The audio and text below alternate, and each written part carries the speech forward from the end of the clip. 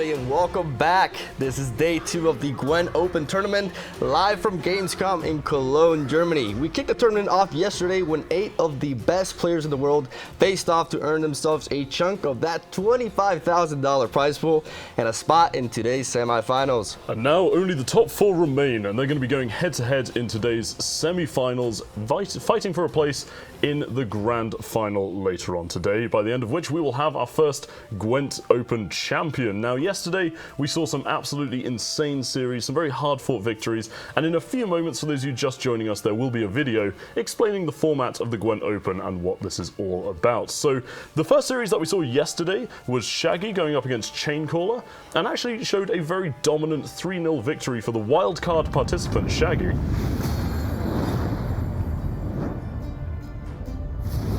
Gwent Open is the entry-level bronze tier tournament format for Gwent, the Witcher card game. At the end of every Gwent Masters Pro Ladder season, 8 players with the most crown points will qualify to enter Gwent Open. Ahead of the tournament, each participant must build 4 decks from 4 different factions. No 2 decks can be of the same faction. Opponents will be able to ban in secret a chosen enemy deck at the beginning of each game. Once the players have each banned an enemy deck, they will choose 1 out of their 3 remaining decks to use for their first match. Winning decks can't be used to play another match, while losing ones may be used again or swapped out for another. Matches are played in a best-of-5 single elimination format, meaning that to defeat an opponent, players must win using each of their 3 decks a single time, with the victors playing on until a Gwent Open winner is determined. Participants of Gwent Open will be competing for a piece of a $25,000 prize pool, as well as a place in the next Gwent Challenger. Gwent Open is part of Gwent Masters, the official esports series for Gwent, the Witcher card game.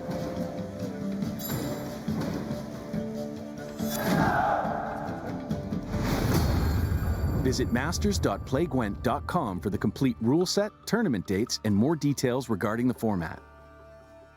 Play Gwent now. Hello, everybody. How are you guys doing? Are you ready for some Gwent action? We're looking at the first matchup here, but let's take a little bit of a recap of how we got here. Yeah, yesterday's first series saw Shaggy, the wildcard participant in this tournament, already having fought his way through the wildcard qualifier. He actually took the dominant 3-0 victory over Chaincaller to win his place in today's semi-finals, and he's going to be going up against duo Fennell, the Polish hope, who actually pulled off the reverse sweep, winning from 2-0 down to take a 3-2 victory. But that's not the only semi-final we have today. That's not all. We got Super JJ, who was a part of, in my opinion, the highlight of yesterday's quarterfinals, facing off against Hannah-chan in one of the best matchups I ever seen in Gwent. Hello everybody, my name is Mogwai, and I am coming at you live from the Gwent Tavern in Warsaw, Poland.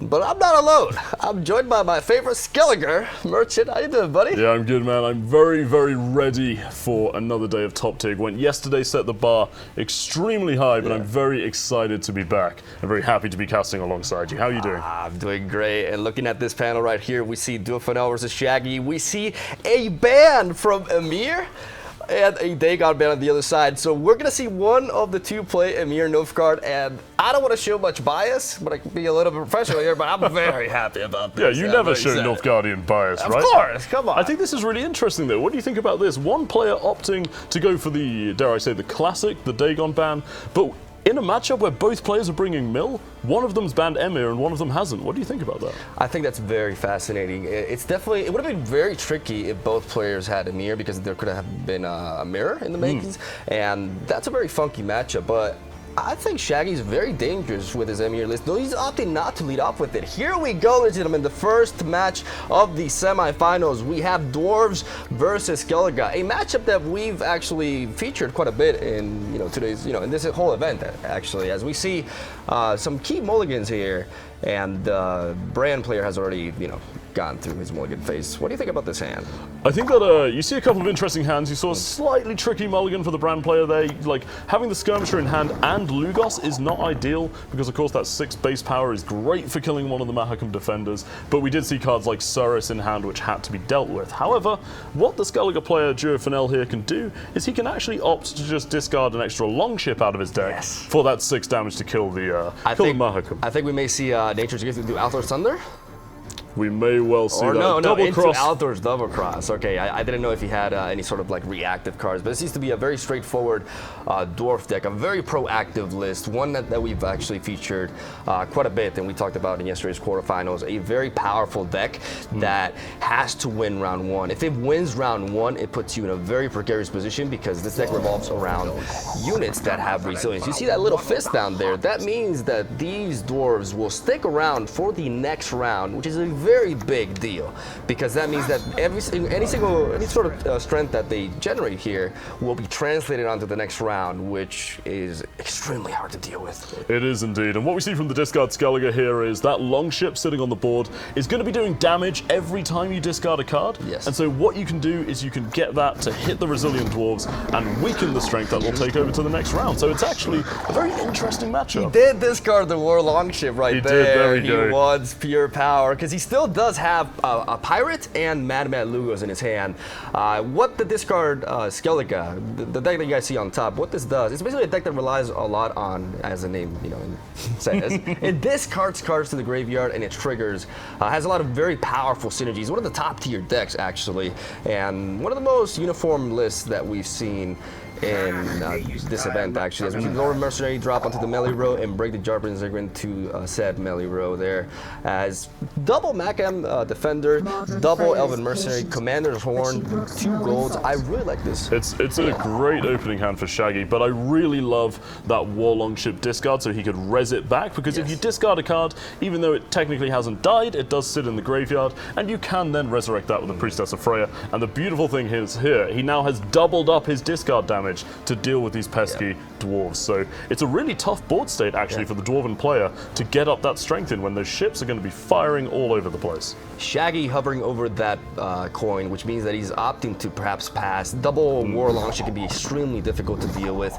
and he does pass. He is 1 card over his opponent, but this is very tricky. He does want to mess up a little bit with the draws of Duo Fennell, as he, we do know that this card brand does rely on getting some cards out of the deck before round 2, but this can also be very bad for Shaggy, because he relies on resiliency himself, and Duo Fennell is in pure control now because of he won round 1.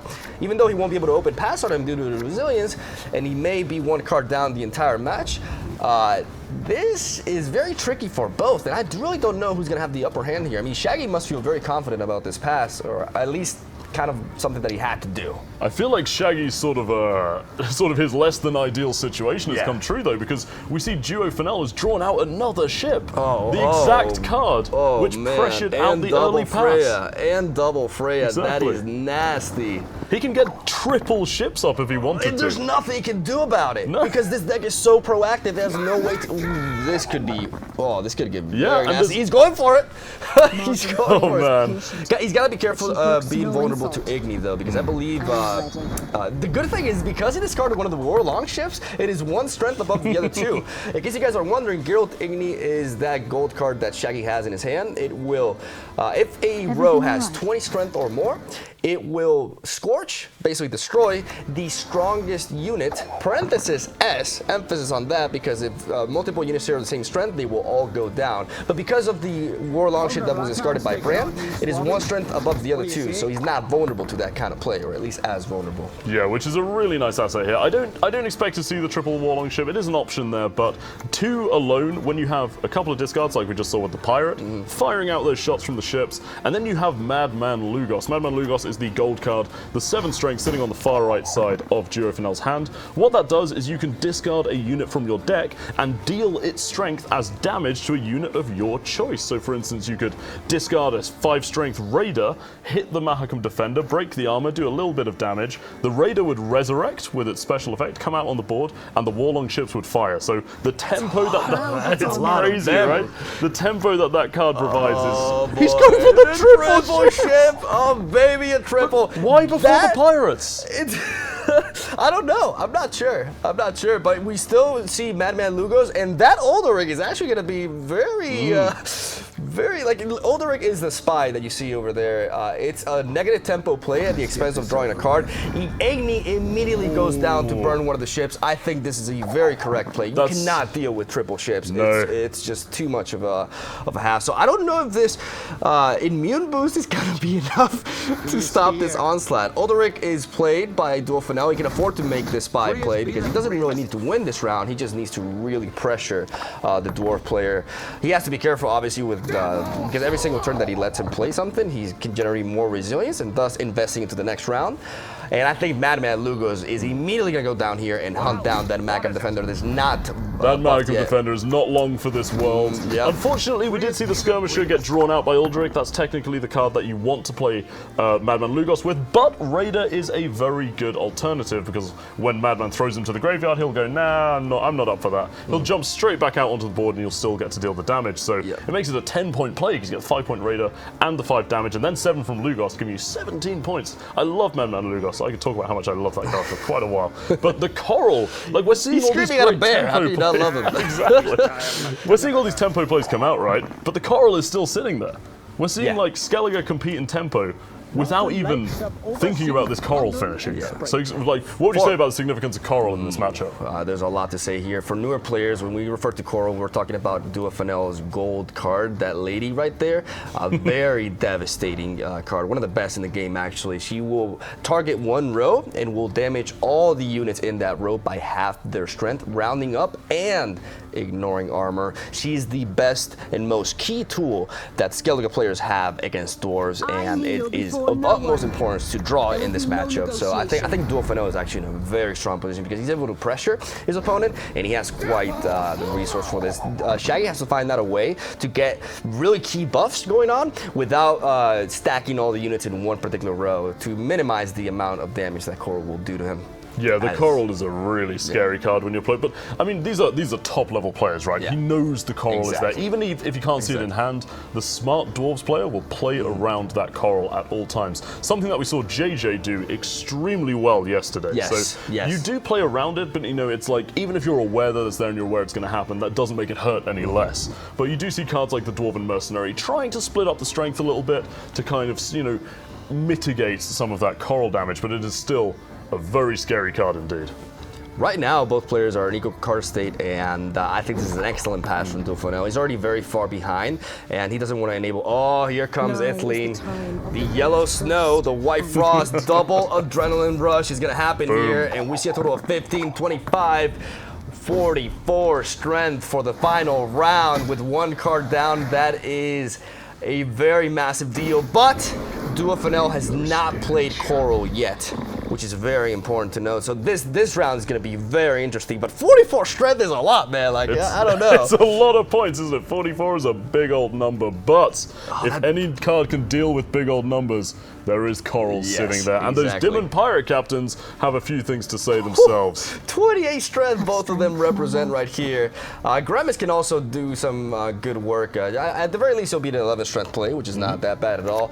Donar, perhaps not the best draw to have at this portion of the match. It would have been much more relevant at the beginning of the game because he does lock away a unit, so he can take away the resilience ability, and he's very good in the early rounds. Here, he'll just represent 8 strength, as he has no resurrection, so we're not going to see Ceres this time around. Without Ceres, without reses, even with Coral, I'm not sure if it'll be enough. Shaggy has to find a way to avoid Coral with Zoltan Chivay. Zoltan, the timing of Zoltan Chivay is absolute key in this match. Yes, it is. It is the most important thing, and I think it's going to dictate who wins here. He has a tremendous lead now, but Duel Fennell is packing a lot of power in his hand. I fear without the sort of, of course, it's Skellige, right? Without the signature resurrects, without seeing the Olgierd, and without seeing the Coral round 3, yes, I do wonder if Duel Fennell is going to struggle to catch up in points here. Zoltan is going to move 3 of Shaggy's units now. It's great for splitting up that strength, and he's actually going to add some strength to them as well. It gives you so many options in terms of choosing your Commander's Horn targets, which is great,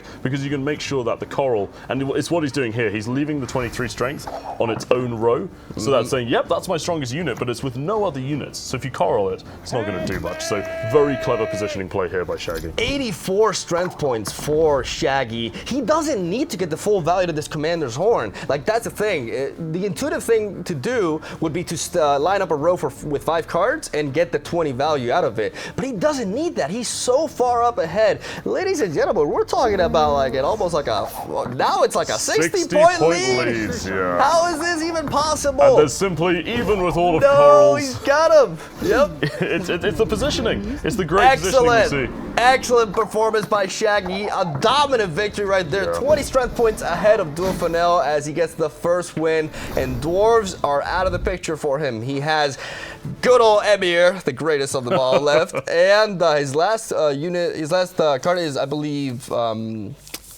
King Bran himself. Yeah, King Bran himself. So Bran, I would say, is because of the Dagon bans, Bran has certainly been the most included unit leader from our players so far, and you can see why. Even in that loss to the Dwarves, you saw the scary longship tempo, the real efficiency of that deck, but it wasn't enough because of the clever positioning. Because while Coral, that pass, so that was not intuitive at all. As a Dwarf player, you look at that pass and you're like, Kaka, no, don't do that. and it's incredible. I think like the fact that he acknowledged that he needed to pass at that precise moment, and he was able to actually, because that Ithling play also, it was just such beautiful timing, and I think Shaggy is really proving why he's one of the favorites in this tournament. Absolutely, Shaggy is building quite the name for himself already, having fought tooth and nail through the open wildcard to be here, and he is certainly showing that he deserves to be here. I mean, we're now seeing the table turn. We saw a little bit of a rough draw for Shaggy here with his discard, but he does have Ermion. And now, do you want to explain the significance of Ermion in dealing with bad draws? Ermion is the 7 strength gold that you see, the second to the right on Shaggy's hand, holding a bowl of, I like to believe, gazpacho, but it's probably not that. He draws you 2 cards, and then you discard 2 cards. Now, not only does that improve your overall hand, but because of the synergies that this deck has, cards like Clown on Clay Raider, which is the second card to the left, will be resurrected basically as it is discarded. So it also provides with some very nice tempo and excellent synergy with the War Longship. Absolutely. He's one of the key assets of this deck, the real cornerstone of the deck actually, I'd say, because he allows you to flush your hand of bad draws. So the problem with Discard Skellige is things like multiple pirates or raiders can be very, very unfortunate draws. Ermion allows you to kind of, get the tip X out and kind of correct those mistakes because he allows you to reset your hand and also can provide those crazy tempo with the Raiders. And now let's talk a little bit about that Henselt deck, though, for newer players here. Henselt represents the Northern Realms, and this is a very interesting and very powerful build that we see a lot. The strategy, ideally, is this deck has 2 very strong moments in a match, the very beginning and the very end, and it's 2 different ways. Basically, Northern Realms in general works a lot with summoning units of the same name, and they have a very snowballing tactic. The Kawini Sergeants basically buff every unit in the deck and all over the place that have the same strength as them, and their finisher is one of the most feared bronze cards in the game, the Reaver Hunters, which are the pure definition of snowballing. Like, they become stronger and stronger the more of them you summon onto the board. Yeah, the Reaver Hunters buff exponentially as they appear on the board, and that means that when you have Henselt's leader ability to pull them all out at once, that's a very scary thing indeed. But instead, Men of Kedwin are gonna attack. Yeah, looks like we're going to see the Cade Veni Sergeants coming out with the Henselt ability. So Henselt summoning up the Sergeants from the deck to immediately play all of them on the board. Of course, when you have synergies such as the Blue Stripe Commandos, this is a scary amount of tempo because they buff everything, they They summon everything, and at the end of the day, you got a nice little Cade Venny army sitting for you there on the board. What's very interesting from Fennell's approach in this match is that he's opted to operator the Kidwini Sergeant instead of the Reaver Hunter.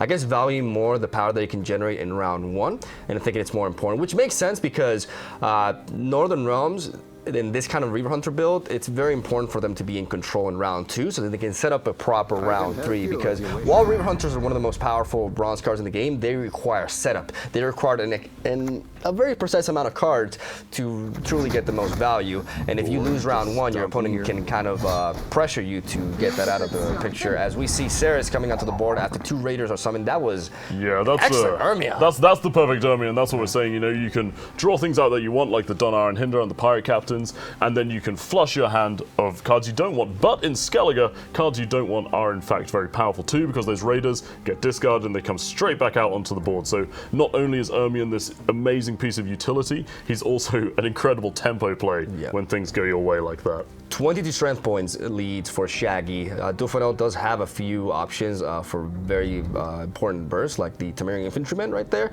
This may be the turn for him to set up the Redanian Knight Elect so that he can start getting that, little by little, that exponential value. Well, not exponential, but snowbally value that it provides. Because the Redanian Knight Elect is a bronze card that basically buffs up the 2 units to its left and right side, as long as it preserves its armor that it gains upon its deploy. And it's a card that basically at the very beginning is not really representing much power. It's only 6 strength, but the longer the round goes, the more value it will provide for Fennell. So the earlier you get it onto the board, the better. But it's true that in this matchup, you don't want to get it out too early, because the ship can hit the armor and nullify his effect. Absolutely. With those ships hitting random targets, it's actually one of the greatest strengths of discard against this Northern Realms variant, because you see the Cade Venny Sergeants, the guys yelling orders at their men, well, they buff up everything with the same strength as them. However, if a Warlong ship has wounded that unit, it is no longer the same strength. So you see those kind of beaten up Northern Realms soldiers sitting on 1 and 2 strength. They're there because they got chipped down by the ships and then didn't get buffed by their sergeants. So it's a really tough one. You know, usually this is a great pass. I love this pass. Because this says, play a core bit of your kit, like Temerian Infantry. Exactly. Or accept the round 1 loss. Yep. This is a very, very aggressive pass from Shaggy, but very well timed, that he is 14 points ahead of his opponent, forcing the Temerian Infantrymen come to Poppy out of his deck. And really taking out a strong component that is most of the time preferred to be played in round 2, actually. I think Shaggy, his passing game is so on point. It is on point. I'm constantly impressed by it.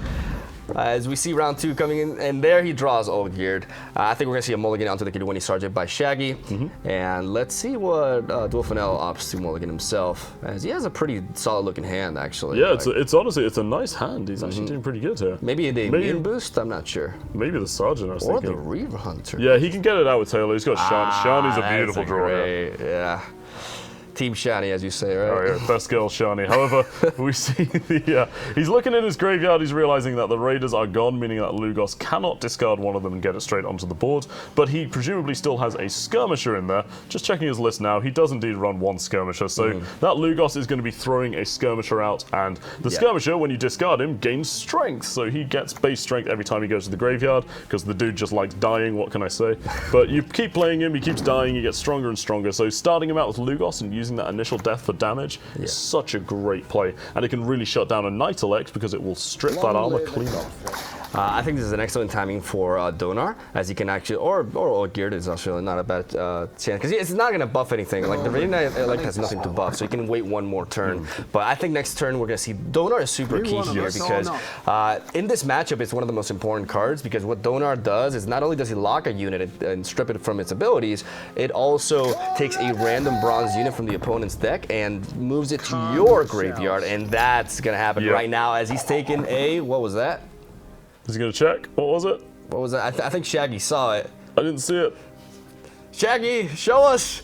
Because it's very key. If it's a Reaver Hunter... It was a Reaver Hunter. It was a Reaver Hunter. I'm getting yelled at me off stage that it was a Reaver Hunter, so that was a Reaver Hunter. That's huge, because it takes away so much power from it, especially because the operator did not target the Reaver Hunter. My question is, how does Fennell plan on winning in round 3 now? What does he have? This is the very tough thing, you see, because this was a beautiful Donar timing, because he mulliganed that Reaver Hunter, and when he's already thinned his deck out with Temerian Infantry and Cade Venny Sergeants, that means that that, some of the only bronze units left in his deck are 3 Reaver Hunters. So I would actually call it as a risky play. I think Jorah Fennell lined up the perfect Donner for Shaggy there, and Shaggy saw it, and he just seized the opportunity. How does he win in round 3? Yes, basically, with a little bit of good fortune, because there's only 2 Reaver Hunters sitting there. This Lugos is also very powerful, taking out the Redeeming Knight like one shot after Margarita took away the unlocked it basically. But by unlocking it, she also reset it to 5, making it vulnerable to this Madman Lugos play. This is looking extremely good for Shaggy. Why is Shaggy being so dominant? Like, why? How? It's honestly, I think you touched on it perfectly in that round 1 pass. I think his pass game has game is been insane. on point. His management of the gap between his and his opponent's points has just been impeccable. He's been doing great at it. Outstanding. We see the Freezer Freya there resurrect the Skirmisher. The Skirmisher is a bronze card that whenever, as you can see there, whenever the unit enters the graveyard, strengthening it by 3. And it also has the veteran tag, which means it gains 1 strength each round, which means that this unit will be 14 strength by round 3. And if he does have a resurrection available to him, that's a lot of power we're looking into. Like, the only thing Jorah Fennell has going for him right now is that he's in the driver's seat. He's in control. He's the one that's going to dictate. And he does have a spy as well. Really holding on to it, perhaps trying to get that proper timing with the with Thaler in case his opponent's running Grimace and the bear happens. But I think the Thaler has to go down here. Yeah. And speaking of spies, the scary thing is Shaggy has his, so he can just return Ulrich. Yes, so and he's hovering over it immediately. Yeah, he knows. There we go. No thought decision required. Boom, Ulrich comes out. Countered. Absolutely countered. Not the greatest draw, but he can mulligan that shit away. Yeah, but a card is a card when it comes down to turns, isn't it? So that's a beautiful mulligan target for him. And honestly, it's what we're saying about managing the points gap between him and his opponent. Yes. He just had space for that spy. He had space for days. And like even if it's a little bit scary to give your opponent that strength when you have to win that round, look at this hand. Look at those very angry captains who keep yelling again and again. And look at that coral. That coral you guys saw in the previous game, just how much power it can generate. I think Shaggy's in a very comfortable position now, and if his opponent is not able to generate a very massive gap this turn, I would definitely drop the ship if I were him. Looking to the hover over the Igni was slightly confusing. Dijkstra coming down. Let's go. Is here, and we see the Reaver Hunter being played, and Kara Met. Oh, this is a very strong swing actually. Yeah. If he goes Thunderbolt Potion, it's gonna force Shaggy to play a very strong card here to be able to keep up. And so the interesting thing is the Igni's sitting in hand. So anywhere he plays that Pirate Captain, it will get Igni'd. However, the Coral is just so overwhelming. There are 44 points on that ranged row. That is a 27 power Coral. Fortunately for Shaggy, Pirate Captain will enable him to get ahead by 5 strength points, but that was a massive Dijkstra without a doubt. As the Pirate Captain goes down, he's 3 points ahead. Redeeming Knight Elect is representing 2 strength every turn. Igni is going to go down here and going to generate a 20 strength swing for Jorah Fennell. Jorah Fennell is really trying to get that extra card out of Shaggy. He has to do this. He can't stop until he gets that card, and he's really hoping that this Igni is going to be enough. This is going to definitely force out Coral, though. His Captain will not be enough, and Coral's going to get a massive amount of value here, but it's not even that crazy. I feel like considering the Donner grab on that Reaver Hunter, I feel Jorah Fennell is playing a very dangerous game. I mean, he's got Shani for the res, sure, but there is not the other Reaver Hunter in his deck there to get it out. I don't know what his round 3 is like now. Like I don't know how he can. Perhaps he's noticed that. Perhaps he's said, "Yeah, my round 3's gone." I think he's trying to 2-0 him here. Yeah, this is an excellent time to drop the ship. It'll still enable you to get ahead, and you still have 2 cards to combat your opponent's 1 card when you already are 5 points ahead of them. Shani, I'm a medic, enters in. And let's see what he resurrects. Yeah, so we see Death Mold coming in. A very nice swing for him, but I do not think this is going to be enough. I feel like he can just rock up with that Pirate Captain round 3. He's got Olgierd and Morgvarg, and he can just go. I like how he didn't zap the Donar, because Sigdrifa could have resurrected Donar. He could have locked the Redeeming Knight Elect, for example, as he's going to force a Pirate out of him, and that's going to be enough. Jorah Fennell looking very disappointed. Yeah, he definitely For 1 card to none, when that 1 card is Sigdrifa, you're in a very scary situation. He is not, like, he has nothing. He doesn't have Reaver Hunters, he has no late game, while Shaggy has the carry carryover. Ceres with the needs a good slapping and the resurrection as well. You know, Shaggy managed his Ceres timing that Grimace wonderfully too. there. That Grimace capitalized on the Morgfarg. Like, don't replace anything. Like, you don't need anything. 12 point over. Oh, it's over already. It's over. It's over. It's Dude, over. Shaggy So managed, dominant. It was huge. Shaggy managed his Ceres timing so wonderfully there because he made sure to not resurrect it in the second round, so it would come out round 3, provide that carryover. That the carryover alone won the game for him, which is very, very scary indeed. Excellent performing for Shaggy, and I am extremely excited. Look at the claps from Fennell. Shaggy. Great sportsmanship. Great represented sportsmanship, here yeah, wonderful player. by the Polish competitor. Shaggy's but now ladies 5-0. and gentlemen, yeah, he's undefeated, and important. He's got one deck left. The greatest deck of them all. No bias whatsoever. Yeah. Emir, Mil Nilfgaard, ladies and gentlemen. I am so excited because this is the first time I'm going to be actually able to cast a game with this because I did miss it yesterday, and I am so pumped. Yeah, I'm excited for this one. I'm excited. I'm like excited by like proxy just with you getting to cast Mil Emir. I can feel the energy like radiating out. Oh, but boy. I think Monsters, knowing that he's up against Mil, needing to survive, Yeah, Monsters not is the surprised right here. decision here. 4 goals. Oh, baby, a quadruple. And we see Wonderful the Vicar of Aromatic is actually not bad in this matchup, even though it's not good for round 1, but you can steal some carryover here. But I think this is actually the worst matchup for Mil Nilfgaard because for the very simple reason that Dagon actually thins the least out of the most competitive decks. Did he keep that? He just third mulligan to Fogler. Oh, that looks like such a promising hand, and he kind of screwed it up there. I feel like that was a slightly greedy mulligan because Is essentially he had an okay is that hands. overly terrible though? Because that means one less card he's going to thin out Yeah. when he plays that. So that can work out Given in the his favor. situation, it's kind of okay. But interestingly, we don't see Avalok out for Shaggy yet, so maybe a stay of execution in terms of deck size. He's going to fish for. I think he's going to get it Yeah, he's regardless gonna fish because for it's it either now. going to be Stefan or Avalok here, and we see Avalok. Avalok, There we go with the shackles. He's got all the tools. Now, in case anybody's wondering, this deck plays out very differently from the standard decks that you see in Gwent.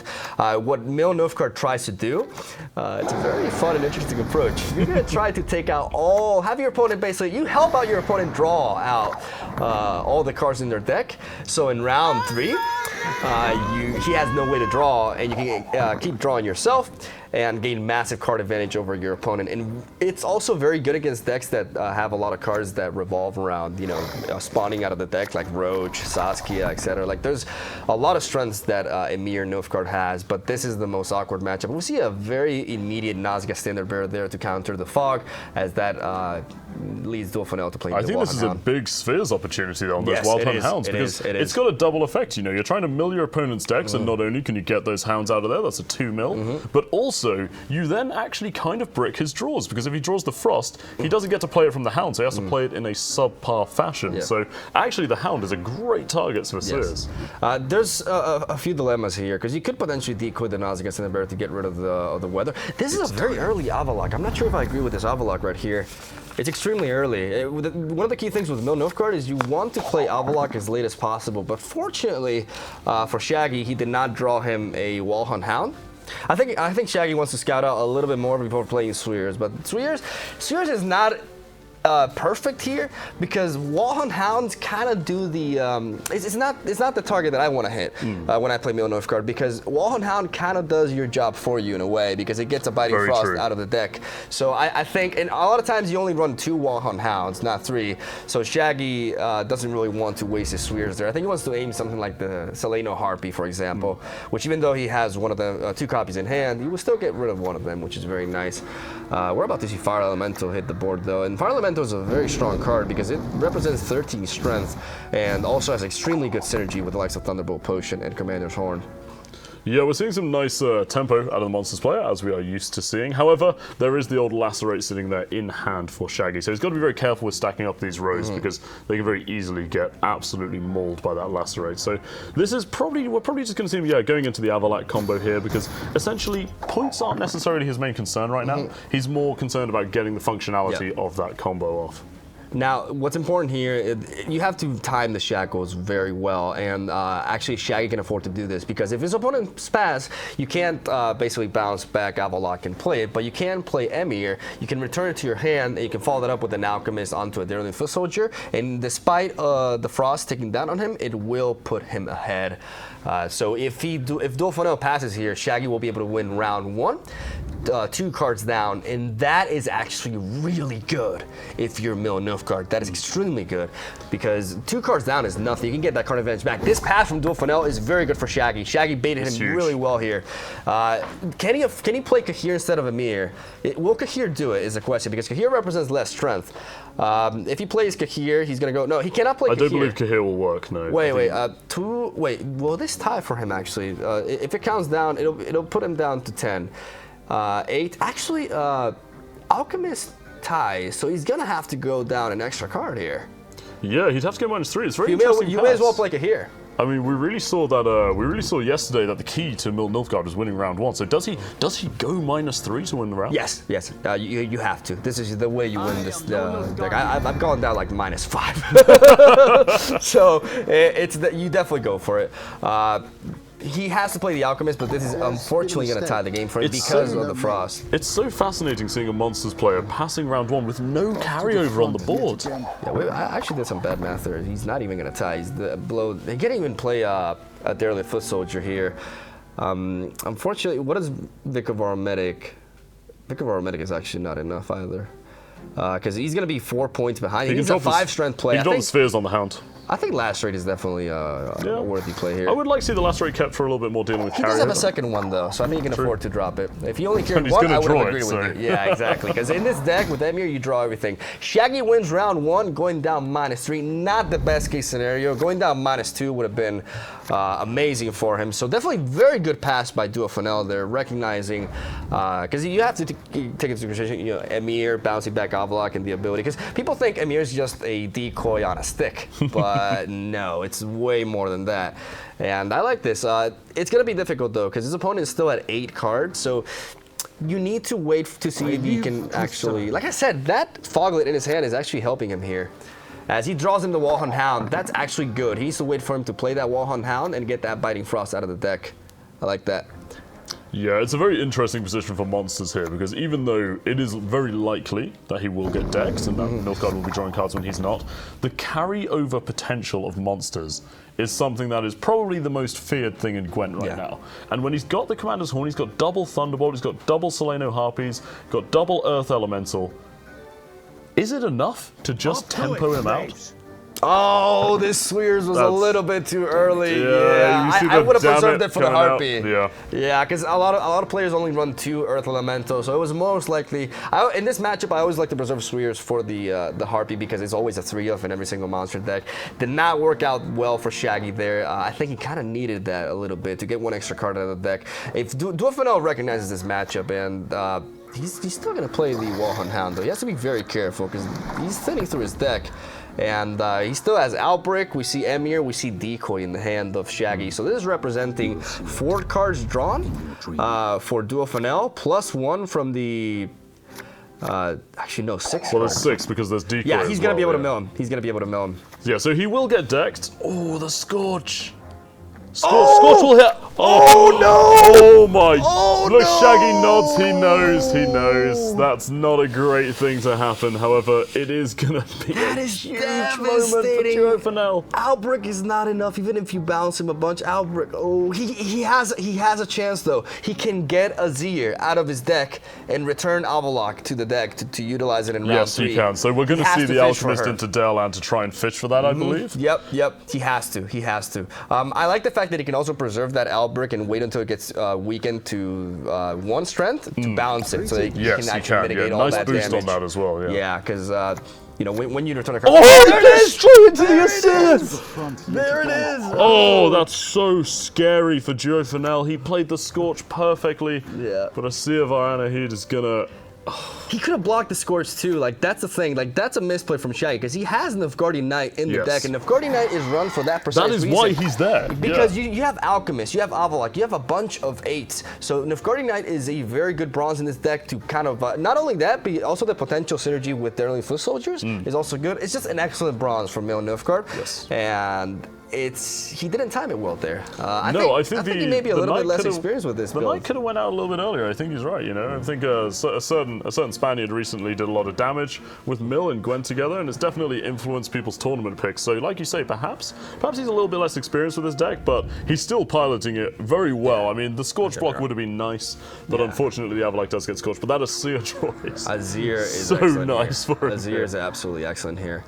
Something also, you could also make a case. The problem is if you play Decoy here, you're missing out on one extra drop from Avalok. But something that Azir can do very well is she can return Decoy, and you can Decoy Azir, and then when you Decoy Azir, you return Decoy to your deck as well because of the timing. So that's also very important to keep in Albrecht mind. has to be decoyed now, or he'll die in the next round. So if we do want to see that extra draw, it is going to have to be the decoy, it has to or be. the Emir onto Albrecht. More likely to be the decoy in this instance. Yeah, you kind of need that extra strength from Emir in the later rounds, I think. Yes. It's definitely more key. But he's going to let him go. He's going to let him going.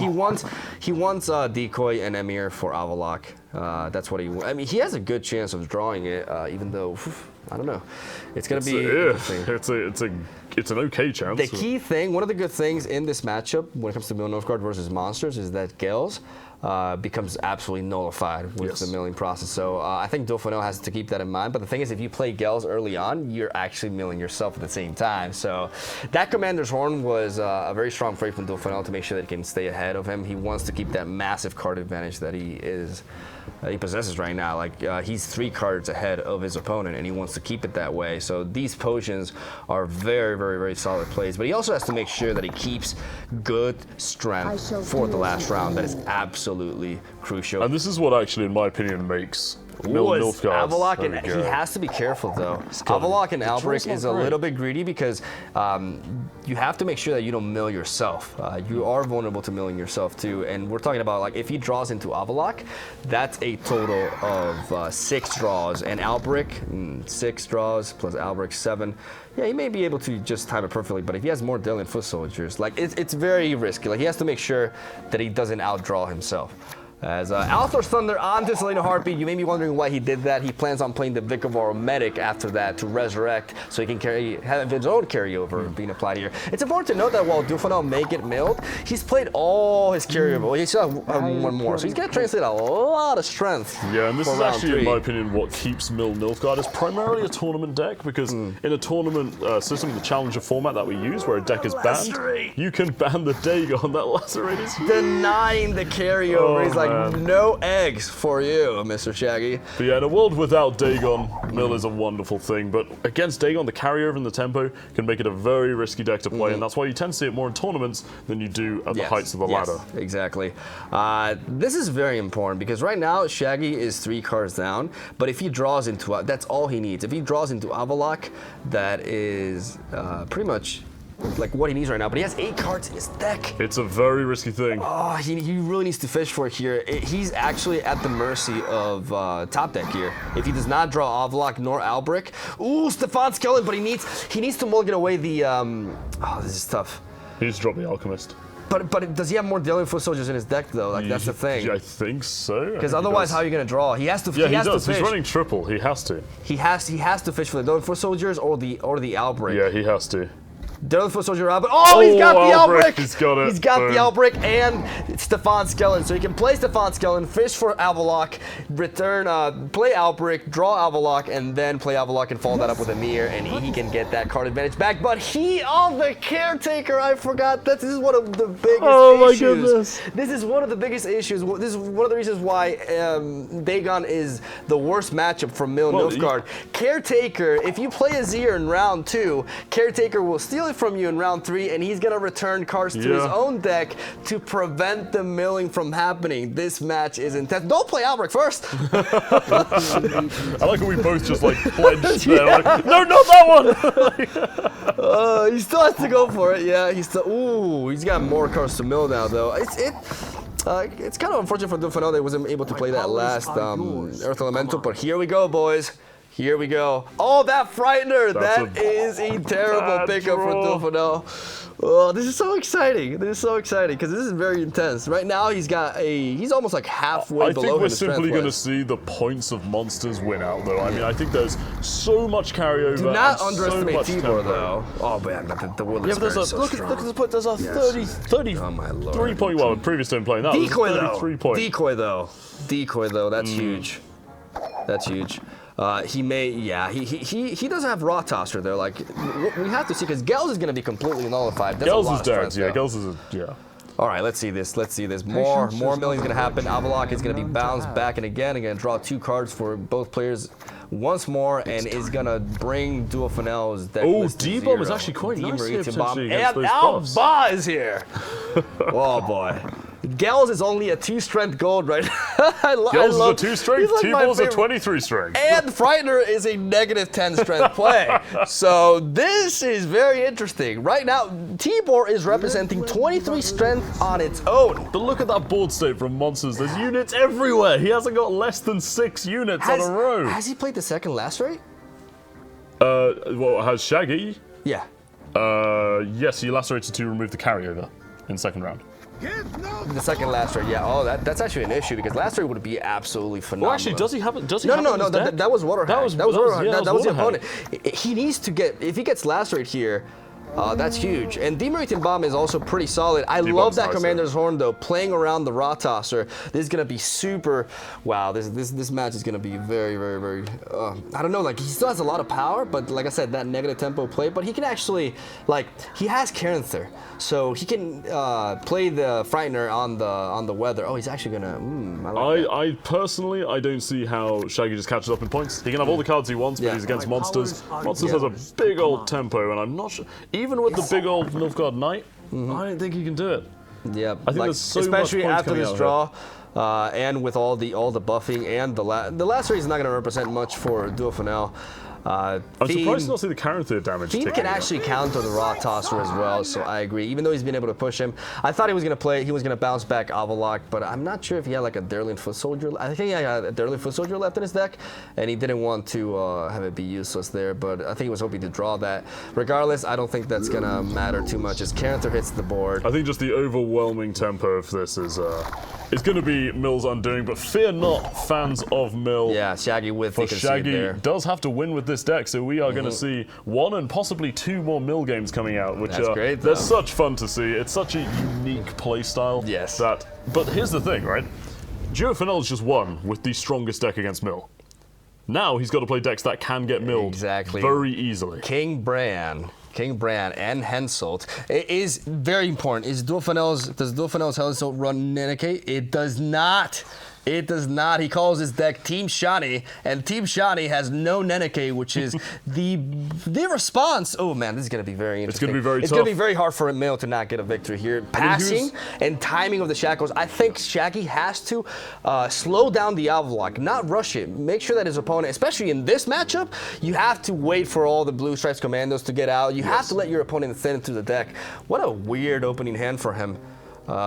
With double, yeah, not the greatest, but at the same time, like in this particular matchup, that may be a blessing in disguise. Avalok comes out, there he is. No shackles yet, though. Or do we see a Sire mulliganed? I think we do, right? A Sire in the opening hand. I think you see it mulliganed. I think There we go. Tibor though, or Lacerate very good against Northern I think Realms, at this point you especially replace Tibor. You're gonna draw into it anyways, and you don't need it in round 1. It may be unintuitive to replace him, but you're gonna draw into him. So you need to find the key components here. Yeah, replace Tibor. You have to replace Tibor. He'll come in later. There That's we a go, great there's draw. Albrecht. That's a great draw. mulligan. Now, in this, like I said, I can't stress this enough. You have to play your Alchemist into the Derlin Foot Soldiers first. Albrick and Avalok have to come out as late as possible. Even though we don't see Shackles, he does have the Meritium Bomb. which makes it so that he can actually demerit and bomb his own Avalok to remove the gold status from it, so he can actually bounce it with the likes of Emir, Decoy, and Kahir. As we see an Alchemist lead into the Foot Soldier right there, which provides him with 12 strength and a card draw. Yeah, I imagine he'll want to see the Shackles come out, because D-Bomb can actually be very nice in this matchup, especially if the Northern Realms player does go for the Reaver lineup. Reaver Hunter, yeah. D-Bomb is savage, but Fennell has seen this deck. He does know D-Bomb is sitting around, so it's unlikely that he does that. However, it's still a very powerful offensive tool, even just against buffed units like Temerians after the Cade Vennies come out. So I expect to see him try to draw for D-Shackles first, but it's not a disaster, like you say, if he doesn't get it. What is important in this matchup is, unlike the Scorch that we saw in the previous matchup, which forced Azir in round 2 and made it vulnerable to Caretaker in round 3, which I think was the winning play for Fennell. In this deck, I don't think there's a single answer for Avalok, because Death Mode has Althor's Thunder, but it's not enough to knock it out in one hit. So Avalok is very safe to unlock here, and you know, it's not vulnerable to anything barring Igni. So I think Shaggy has a very strong matchup in his favor here, and we're going to see just how well. Because the thing is, Nilfgaard is so different from regular decks that it's very hard to pilot. Like, it's not easy to pilot at all. And I don't want to see him rush to that Avalok. No, I think you're 100% correct. I mean, it's its own playstyle, requires a lot of patience and timing. Timing is very key. Of course, timing is important for all decks, but I think you're absolutely right when you say in Mill Nilfgaard, it's all about making sure you have space to hit that Avalok combo. But like you point out, Fennell's Reaver Hunter deck is not running any answer, except if he's unfortunate enough to line it up for an Igni, which would take some trying by Shaggy. We see double Redeemed Knight Elect in the melee row there. I think he's going to sacrifice the Blue Stripes Commando to the Kyle Cardcast right there, which is indeed what happens. Now, something very important here. I've seen it in the past that Northern Realms in the Nilfgaard matchup, you want to stack only in the range row to avoid Rot Tossers, but because he knows that Shaggy is running double last rate, he can't really afford to do that. So I think Rot Tossers are going to be huge in this match, especially in the late game. Yes, absolutely. When you have your weakest units are sitting at 6 strength, Rod Tossers turn into a very threatening unit indeed. I don't like this Albrick. I do not like this Albrick. I think he didn't get punished here, but I don't like Albrick so soon. Like, you always gonna play your Alchemist before that. Because the reason why you want to preserve Outbreak and Avalok for later is because you want your opponent to do the thinning for you. A lot of these decks self-thin, which is why Nilfgaard is so powerful. So you have to let them do these kind of plays first, like the Temerian Infantrymen and getting the Blue Stripes Commando out of there as well. You have to let them do that before you play Avalok or Outbreak, because you can draw them one of those cards that they would have gotten out of the deck anyways. This last rate, though, is money. Absolute money. Stripping the armor, removing 25 strength lead for the mill player. This is huge for Shaggy. If Shaggy can win round 1, 1 card below his opponent, that is just beautiful. That is like a mill Nilfgaard player's dream. Yeah, and Reaver Scouts, so oh man, he's becoming vulnerable here. Now, it's important to know that Fennell's Northern Realms deck, because of how efficient it is at running, self-thinning, it does have 2 cards over the limit. It has 27 cards instead of 25, so there's a little bit of extra work, but no Neneke. I emphasize, no Neneke could mean the difference between victory and defeat here. So this is very exciting. I think the Neneke, it's so interesting to see Shani without the Neneke. I mean, that's normally like quite a classic pairing in Northern Realms decks. Really like putting these units back. Oh, the pass from Shaggy. Yeah. The pass from Shaggy here. He's technically 17 points ahead. What Fennell needs here is a 16-point play. I don't know if I agree with this, though. I mean, kind of do. I kind of do, because he may have a very strong lead here, but those Redeeming Knight Elects are going to just snowball out of control. So I think this is a necessary pass. I mean, they're 2 points tempo a turn right now, because, of course, only the middle one has armor. Oh, the DJ is going to hit the floor. The Dijkstra comes down. It's a risky play. There's a commando. He should put that to get buffed by the reinforcements. Surely he should have put that to get buffed by the Knight Elects, right? He just put on the back row. So the losing out on the tempo there from the Knight Elects, but slight misplay there for Fennell here. He can fish for Ogeard. He can fish for Kidwini Sergeant. And it seems like he is gonna. What? Neither one goes down as a Nightlight. Oh, it's because they don't have armor anyway. The Nightlight's buffing 2 units. What am I talking about? Oh yeah, never mind. Basically, Never mind, yeah, they don't buff when forgot they don't have armor. But yeah, I don't like the Dijkstra there. It was very risky with Blue Stripes Commando still in the deck, and I feel like he is now -2 against a mill player. The problem is he is in the driver's seat. I'm not sure I like this for Shaggy because Dual Fennell can immediately pass round 2, and a dry pass round 2 against the mill deck is not what you want to happen. No. You want to get the milling done in round 2 most of the time because you want them to lose out on their draw in round 3. Very unique game state here. Especially, it's an interesting decision to give Northern Realms the first round when, especially when no Reaver Hunters are around. And you know, if any card in the game can win 1 round, it's Reaver Hunters, right? Exactly. So, it's very risky, but at the same time, it's going to be difficult for because all the 3 redeeming elects are out of the picture. It's going to be difficult for Dual Fennell to get 2 cards out of Shaggy here because that's what he needs to do. He did mulligan away the Taller, which you may be shocked by since he won round 1, but he does not want to draw cards. That's the last thing he wants to do. He's at 5 cards, ladies and gentlemen. He's super vulnerable. do you think we see a card come out from him at all here? I would not be surprised to see an open pass. Looks like he's considering Shani. He is considering Shaggy. Let's see Shani what's comes down. Very interesting. What is he picking up here? Redeeming Knight Elect? I think he wants that. I think he may want the. Yeah, he wants the snowball. Yeah, he wants to get that card advantage back. And Redeeming Knight Elect is one of the ways to do that. I love the fact that he's still preserving. Whoa, you're Big draw, big draw. Yes, Timor. This is And massive Spheres is for him. denied a target right now, of course, because that Knight Elect is... all 3 of those have seen place, they're already in the graveyard. However, if that Reaver Hunter is dropped, the Spheres is going to have a good time. Yes, it is. Swears. Oh my God, Swears. He has card advantage and Spheres against the Reaver Hunter. Yeah, this is risky though. This is risky. This could lead to a pass from. I would not be surprised to see a pass from Dual Yeah, the here. draw is very dangerous territory. He could just take it to -1. The interesting thing is here, he gets his shackles out, allowing that D-bomb to be an offensive tool against the Reavers. Dual Fennell is aware of that D-bomb though because it was revealed by the Nilfgaardian Knight earlier on, so we can expect the Reaver Hunters to not be played in a consecutive row. Absolutely, but the thing with the D-bomb, even against Reaver Hunters just played out in singular rows, it's still going to knock one of them back to being base strength, and that's nice. That's a nice little effect for you to have at your disposal. Insanely good for Shaggy right now. Even though he passed round 1, he's in an extremely strong position here. He has Swears for the Reaver Hunters, he has Tibor, he has so much power in his hands still. And his opponent is just really struggling to not draw themselves out, as Tala right there represents a liability, and we see the pass. We have to see Shackles onto Kahir. Yep, I think Shackles onto Kahir is going to happen here without a doubt. I would play Kahir over Emir. Yep, there you go. There you go. You want that gold body, bigger gold body, the better in round 3. So we will see Kahir come out. Okay, so let's do a little bit of math here. So 9, he's going to be 5 behind. So Swears, is Swears the only way? I would just play Azir. Round 2. Like this round, so I would go Kahir into Azir, just return a couple of cards there. He doesn't need Azir to return anything else. Like he needs to return a Ratas, or he has it in his graveyard. I think Azir would be the best play here. But I don't like the Spheres. There's no target.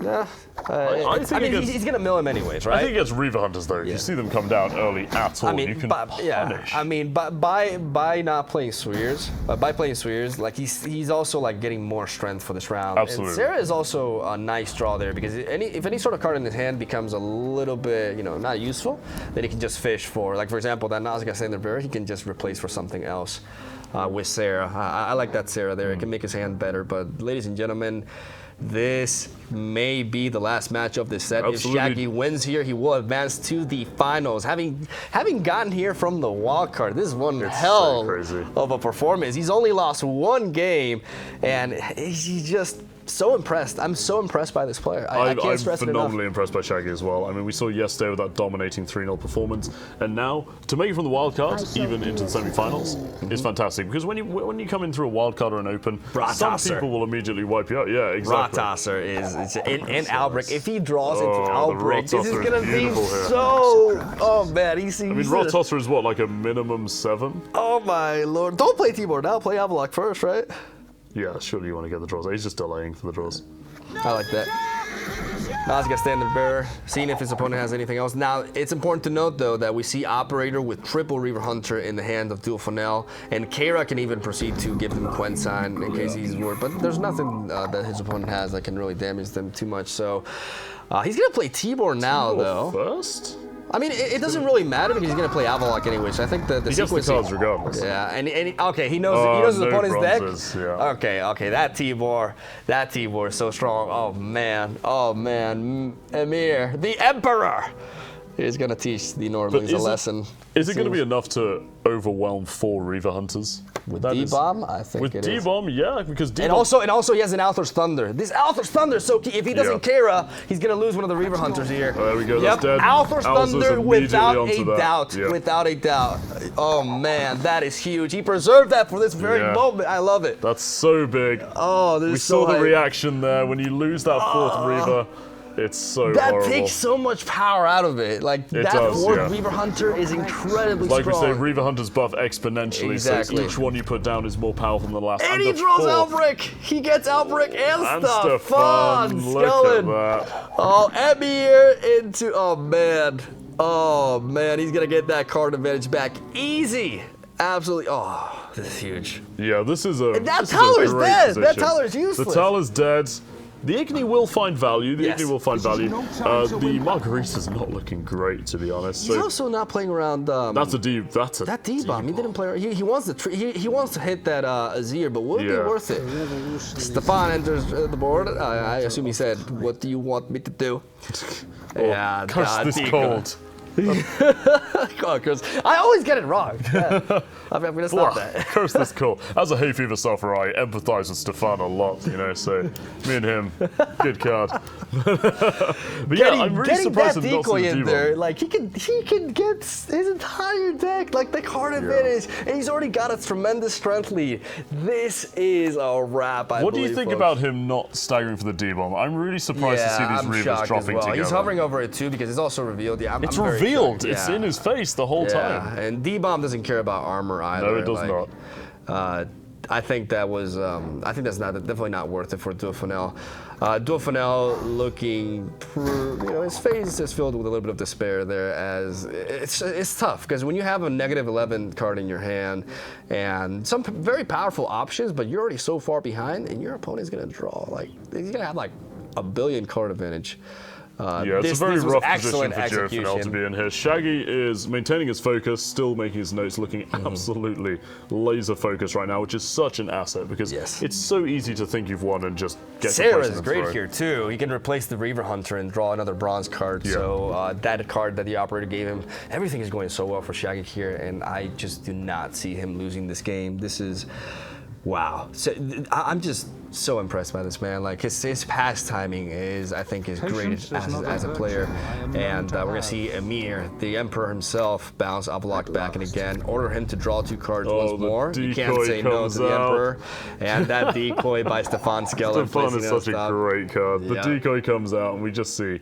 Yeah, not only placing the top card on your deck, but also giving you 10 strength on a gold body. It's huge, yeah. It's a very powerful utility. Like, even in comparable kind of cards, they perform a similar role, like Ermion and stuff. You don't tend to see such a high base strength. So that 10 base strength makes Stefan such a killer card. And here we see the Reaver Hunters. Even after the trio, he's only 5 strength points ahead, and Shaggy's only getting started. But I mean, what is the value of the D-bomb right now? So those 2 Reavers reset to 5.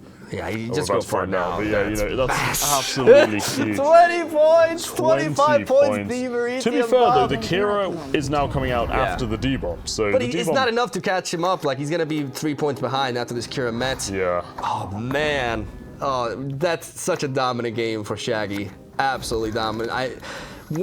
Perhaps the player that has impressed me the most in this tournament. Just absolutely flawless. Absolutely. What a story to tell as well. The wild card participant going to Gamescom in Cologne and fighting his way into the tournament, and it looks like he's going to be claiming his place in the grand final. Without an ounce of doubt here. He has a -11 tempo play and a Geralt. Game is over for Duo Fennell. The Polish hope he plays it on the range, bro. 3-1, he knows. There we go. So that is a very, very impressive to play by Shaggy, but also by Duo Fennell. Like, he picked his Dagon well against the Mill, but it's just when you don't have an answer. We spoke about this yesterday. Mill is so almost binary. You know, if you have the answer, you're okay. If you're 5 cards in hand, winning the round. Shaggy advances to the finals. The wild card is a finalist right now in the first ever Gwent Open. One of the most impressive, if not the most impressive player in this event.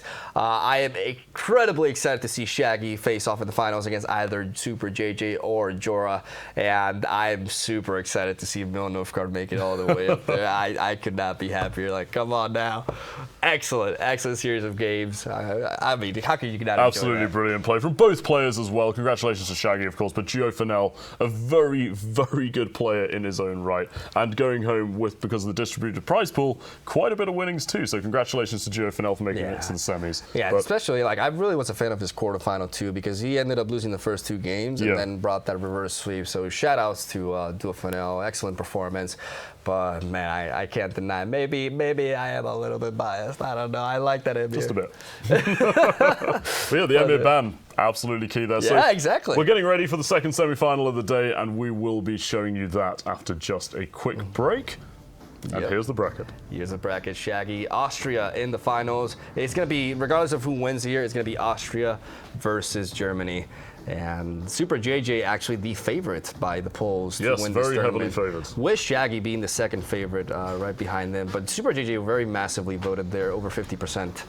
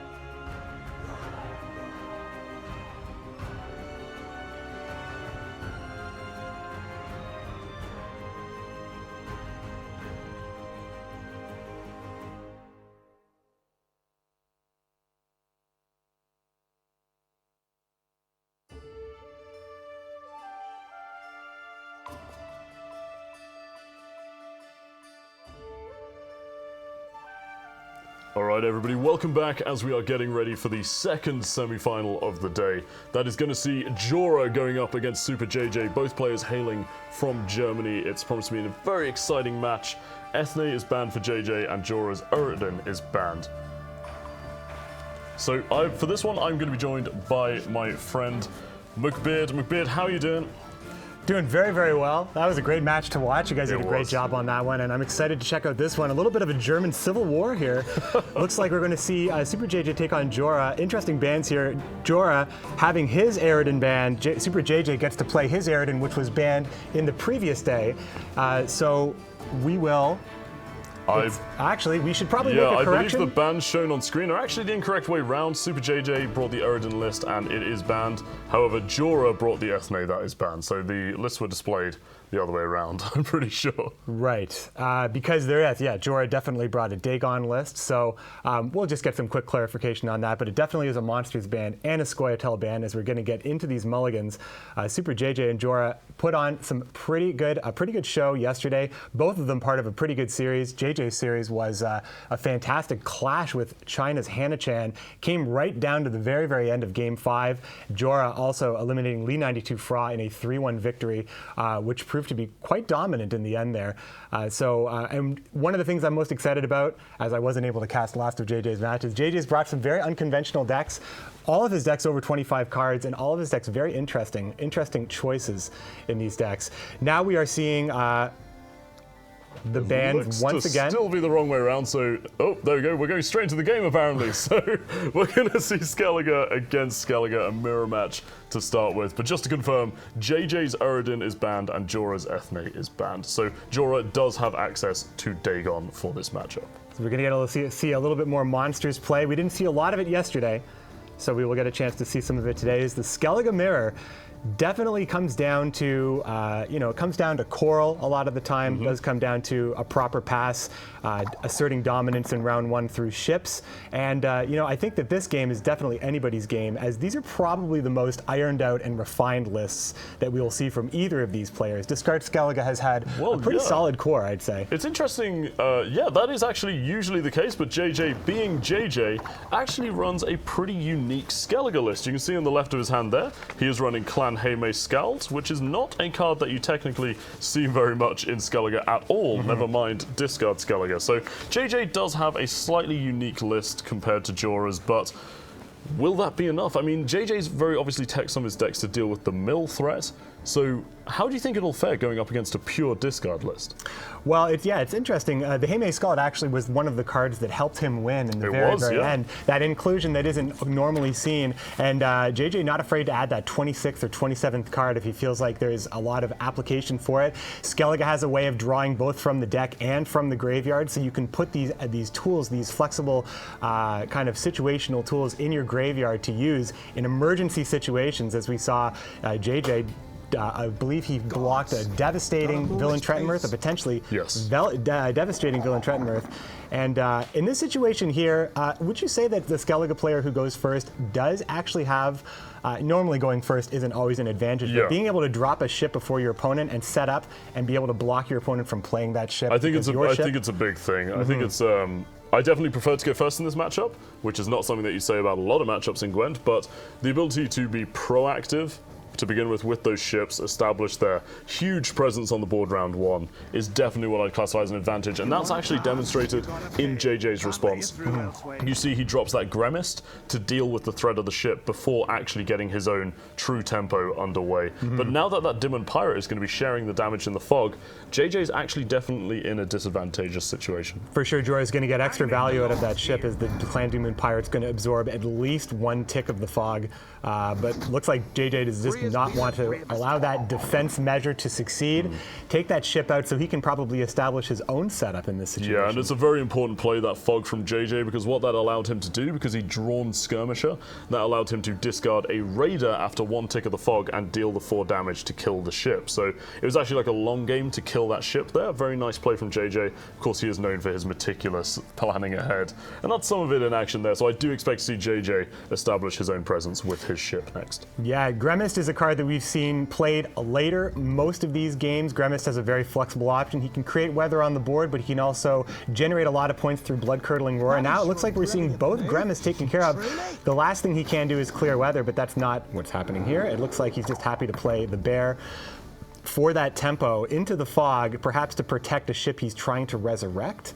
Yes, he does have the Priestess there to resurrect a ship, which I wouldn't be too surprised, but the other thing is he's only got one Priestess in hand. He does have Sigdriffer, but for that Skirmisher res, that'll probably be coming out of Lugos. You do like to have that Priestess about, but realistically, this round one is so much about those ships' tempos. It's a real sort of naval battle to see who can establish supremacy with these ships, and I wouldn't be at all surprised to see that bear there to protect the ship from the fog damage. And we're talking about Madman Lugos being able to pull a card out of the deck, apply the damage of the base strength of that card, and then put it in the graveyard for future use. Lugos in the hand of Jorah will have that option with the Skirmisher. However, JJ holding his Skirmisher in hand also doesn't, and also has used Madman Lugos, so that option is not available. Here, he's going to have to play the Skirmisher from hand if he wants to get the extra value from the Skirmisher, as he goes ahead and sets up some carryover value with Olgierd. The carryover game is strong with this card, Skellige, Morkvarg, Olgierd, and Ceres especially. So we're going to see maybe if these players can disrupt Ceres from each other, watch that timer of Ceres in the graveyard, and it may come down to the carryover. It comes down to just very minute decisions, I think, in this mirror. I really like this play from JJ, though. That was a good read. He actually, one of the problems with Olgierd when you have it in hand in the Skellige mirror in round one is finding space to play it, because it's such a tempo race that quite often you need to be, you know, nailing your ships, nailing your discards, and getting that damage done. Well, actually, JJ just acknowledged that because of the Blood-Curdling Roar and the fog ticking away, he kind of had a little bit of a space to put down Olgierd, so I actually really like that just safe, almost like delaying action coming out of him there. Now, with Madman Lugos being played, exactly, now that his ship is safe from Madman Lugos knocking it down, I was assuming exactly JJ basically sees much more safety in playing the ship, and it wasn't really necessarily a bait from Jorah, though Donar can lock that ship if he feels that that ship can threaten his ability to out-tempo JJ, but JJ made a pretty good call there, holding on to that ship until he saw the most threatening anti-ship card being Madman Lugos, and now his ship coming back of his own here. It's going to be a battle of discards in which JJ still has a lot of ammo left in the ship. Yeah, the Donar's very interesting, because when you play Donar in this matchup, quite often you want the pirates to have been played first, so that you have a higher chance of stealing a pirate captain, because those pirate captains represent some of the main end game power for each player in this matchup. So you don't really want to lock or long ship before you've seen thinning of cards like Raiders and, you know, the pirates themselves. So it's a very tricky decision to make. It's, do I want to block the damage, or do I want to get a better chance at stealing one of the pirate captains? It's one of the great risks that you take when playing Donar because of his slightly unreliable nature, we'll say. So it's a tough one, and it looks like he's going to allow the damage through, and we're going to see some of that strong carryover and resurrects with Raiders coming in too. Ship applying a little pressure on Jorah's Siege Row as Super JJ used King Brand's ability to discard 3 cards from his deck, those cards being Ceres, Morkvarg, and an additional Ancrate Raider. And the order was very important there. Ceres enters the graveyard first. Every card that is resurrected after Ceres enters the graveyard allows her a timer. It ticks down to 0, and then she leaps out of the graveyard. And in this case, the Ancrate Raider, which immediately resurrects itself, plus Morkvarg, which also resurrects itself, has Ceres on a 2 resurrect timer, which will most likely proc at the end of the round, going into round 2 when Olgierd and Morkvarg both jump out of the graveyard again. Yeah, 2 is the real magic number for this deck when it comes to carryover, because you have, like you mentioned, those double reses of Morkvarg and Olgierd. 2 is the great number for Ceres to be on. Of course, 1 is fine too, but then if you're forced into playing a resurrect, she'll come out prematurely, and you might deny herself next round. So the thing is, Donar can be very good in a few ways here. He can just be used on the Morkvarg to deny the carryover and make resing Ceres harder. And actually, JJ would really struggle because he hasn't got priestesses in hand. He'd be forced to spend a Sigdriffer. Now, we didn't see Jorah's choices with King Bran, but it looks to be the exact same choice. Ceres first, and then Morkvarg and a Raider. So Bran for Bran, as Jorah has just a 4-point lead at this point. Super JJ does have some additional potential to do some extra damage with the Clan Doom Moon Pirate. Yeah. Yep. And it looks like he's willing to just take that right now. We're representing 10 overall damage to the board here. I actually really like the Scald here. Yeah. I think that the Scald, it's funny, the Scald's really been impressing me so far this tournament because it's a really nice option for JJ here to get points. One of the problems with Discard Skellige is that if you look at Jorah's hand, he's playing the very typical version of Discard Skellige. He has bricks slightly with those Raiders, but you're forced to spend core resources like your Pirate Captains to catch up tempo. Whereas that Scald is actually allowing JJ to get a nice little bump of points while spending a completely auxiliary card. It's completely secondary to his core tactic. So, once again, the Heime Scald actually proving a pretty nice inclusion from JJ. I think so, and the Scald can do really so much for you. It also staggers units that you're worried about getting scorched or ignied in some of these matchups as well. Wouldn't occur in this matchup, but the Scald has a lot of application. 10 points overall, I believe, and you're happy to get that from a bronze card in most situations. And the Fog, I think the real star right here is the Fog, just keeping this game very, very close. There's really no answer for it. Jorah had the option of clearing the Fog with Grimace, but we do know that clearing weather in a lot of situations, a very low tempo play, allows your opponent to just get ahead and then potentially pass on you in a bad situation. It looks like Jorah and JJ are happy to keep this very, very close and possibly go very deep into this round as well. Yeah, I mean, JJ has he has a nice delaying action in getting that Skirmisher out because, of course, you want him out, so he goes to the graveyard to buff up, but we do see the Scald coming down here to give JJ the lead. I would expect to see him, because Jorah is now at a very, very close point margin, he can't take it, really. If he does choose to power it out with a res, then JJ will just drop the Skirmisher and pass, which is, JJ is definitely in a very formidable position here, and it is those, unfortunately for Jorah, a bit of bad luck hitting him with those double and Crate Raiders in hand. Very unfortunate without the Ermion coming out. If JJ chooses just to be aggressive here, it's going to pay off for him, as Jorah really can't compete much after this if he wants to play Donar perhaps, but playing Sigurd Rifa early in this round and those Raiders just aren't going to give him the points to keep up. JJ's probably happy to play a captain to take it, and the Skirmisher might just be enough in itself. I don't expect to see a captain come out from JJ here. I think the Skirmisher is the perfect drop here. I mean, he's already got enough of a point margin that this is basically going to be a kind of, well, actually, the Blood Cuddling Roar is going to be pretty nice. We're going to eat up that ship. As there's no more, well, there's a discard potential from Donar. He could grab a unit and cause the ship to fire, but I would expect to see the ship go, just for the point's sake. Maybe not. There Stop the bear on bear violence. Into bear. Let's go. It's interesting. That kind of tells us that Jorah is very interested in playing Donar in this round. Very important thing to point out, though, here is that JJ can, because of the fog persisting, just drop Skirmishers to take the lead. And then if Donar comes out of Jorah's hand is all of a sudden looking pretty sad. Yeah, and then JJ would just be able to take it easily with a Pirate Captain, having 2 in hand already and with 1 remaining in the deck.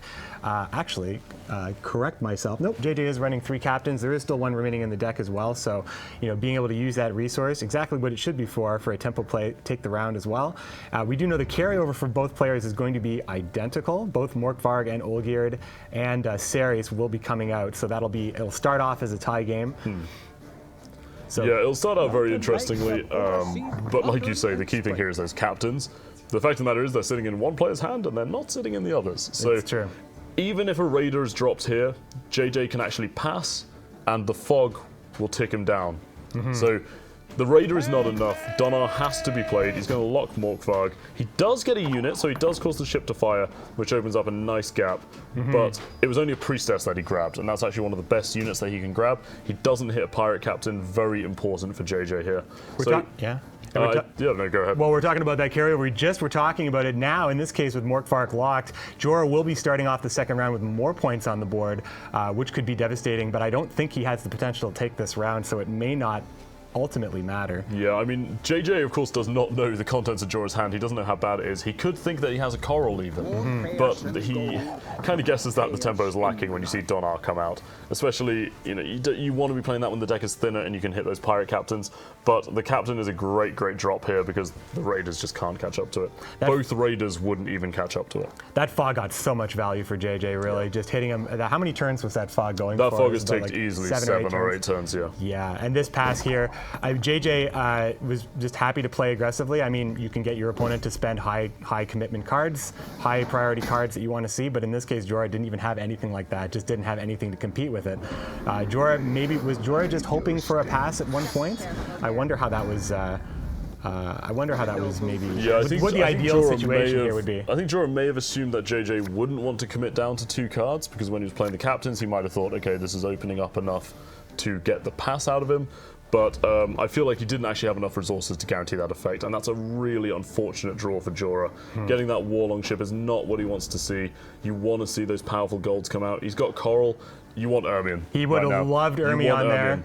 This is, I mentioned this in the previous Skellige match we saw. Ermion is your reset for a bad hand, and that is exactly what he needed right now. And unfortunately for him, he did not get it. And if JJ is confident enough, he can probably push this round very far indeed. It's true. I mean, we can see it, of course. We can see both hands here. JJ's in a prime position to be as aggressive as possible right here. You know, even though he is lacking Morkvarg in round 3, there is a potential for a 2-0 if he wants to push. It really depends on, actually with Coral, I don't know about that, now that I think about it. I think it's really just going to be when either of these opponents has had enough at this point. JJ is in the driver's seat, down a card right now. If he can stay ahead, he is ahead right now by quite a large margin. If Jorah can't get ahead here, he's probably going to try to res the skirmisher to get as much points as possible. Yep. So the skirmisher would be an 11 value res, I believe it's a 10 strength, so it won't actually catch him up, because Cyrus is already out, so that respawn can't happen. I think that longship is a bit too slow here. I think JJ might be considering a pass. I think a pass is a devastating play right now. Yeah. If JJ passes, he will find it very difficult to not win this game. Yeah. I think Jorah has, unfortunately for him, this does happen, Jorah has been subjected to very bad draws. Of course, in a mirror match, that effect is always accentuated because it's very obvious when one player has the better hand when they're playing the same deck. Yep. But Jorah has definitely suffered from very bad draws, and he's going to struggle to turn this round around. I wonder if we even see the skirmisher res, because he doesn't have another res in hand. Here comes the decision. JJ is going to be pushing, very aggressive play, playing the pirate captain. I like this play. Yeah? Yeah, I like this play. It's nice. The Coral, even if it's there, it can only hit so much, and you can spread out your strength pretty efficiently. Skirmisher's already out, so other than that, it's going to be like agile units, so you can play those pirate captains wherever you want, and the Coral is going to be limited. I wouldn't be surprised to see a pass after this, because he's not going to take with this card. I think JJ passes, makes him go to 1 card. Skellige on 1 card is very, very tough to win with. I think it was a good play from JJ, actually, the more I think about playing that aggressively. He knows that Jorah had not 2 cards really that were able to contest in round 1, as it seemed like Jorah was fine pushing to his limits, and since Ermion didn't come down immediately, it's possible JJ could have put him on actually having Raiders in hand. Ermion didn't come down immediately, so how many good cards could really be left in Jorah's hand? Yeah, the fact of the matter is, if JJ passes right now, Jorah enters round 3 with a Clan and Crate Raider against Sigdriffer and a Priestess of Freya. Not good matchup. Not the best matchup ever, no. So to put it lightly. I do expect JJ to probably pass here. He could be feeling very confident, as there are very slow plays like that longship coming out of Jorah, but I think he knows. Yeah, he knows. This is a good pass right here. Just that extra, just bleeding a little bit extra with that pirate captain. 12 points is a pretty beefy unit. You will get, you'll definitely get some high commitment cards out here, and Coral is that card. An Ancrate Raider remains in Jorah's hand, and 2 very strong cards in JJ's hand. We'll have to check out the draws here. Yeah, I think that this is, it's very, very tough for Jorah to turn around. It's not impossible. You know, an Ermion draw and a pirate captain draw would be nice, but oh man, the pirate captain comes out for JJ as well. The warship for Jorah, not what he wants to see. Those Warlong ships. He's going to have to commit to the captain, or to the Raider here, and then he gets Ermion, which would have been great with the Raider. Ermion would have been great, and Ermion is a great draw here given his circumstance, but realistically it is just never going to be enough. He may draw both Raiders though. He may draw both Raiders, that's very true, but he actually gets Olgierd out. We're going to take a look here. Oh my goodness, Ulrich. Oh man. So yeah, Jorah has, unfortunately for him, fallen subject to some very bad draws and will not be winning this game with the 9-power Olgierd. Really unfortunate matchup for him. I feel like this one, while of course JJ has timed passes wonderfully, he recognizes the importance of passing at the correct time.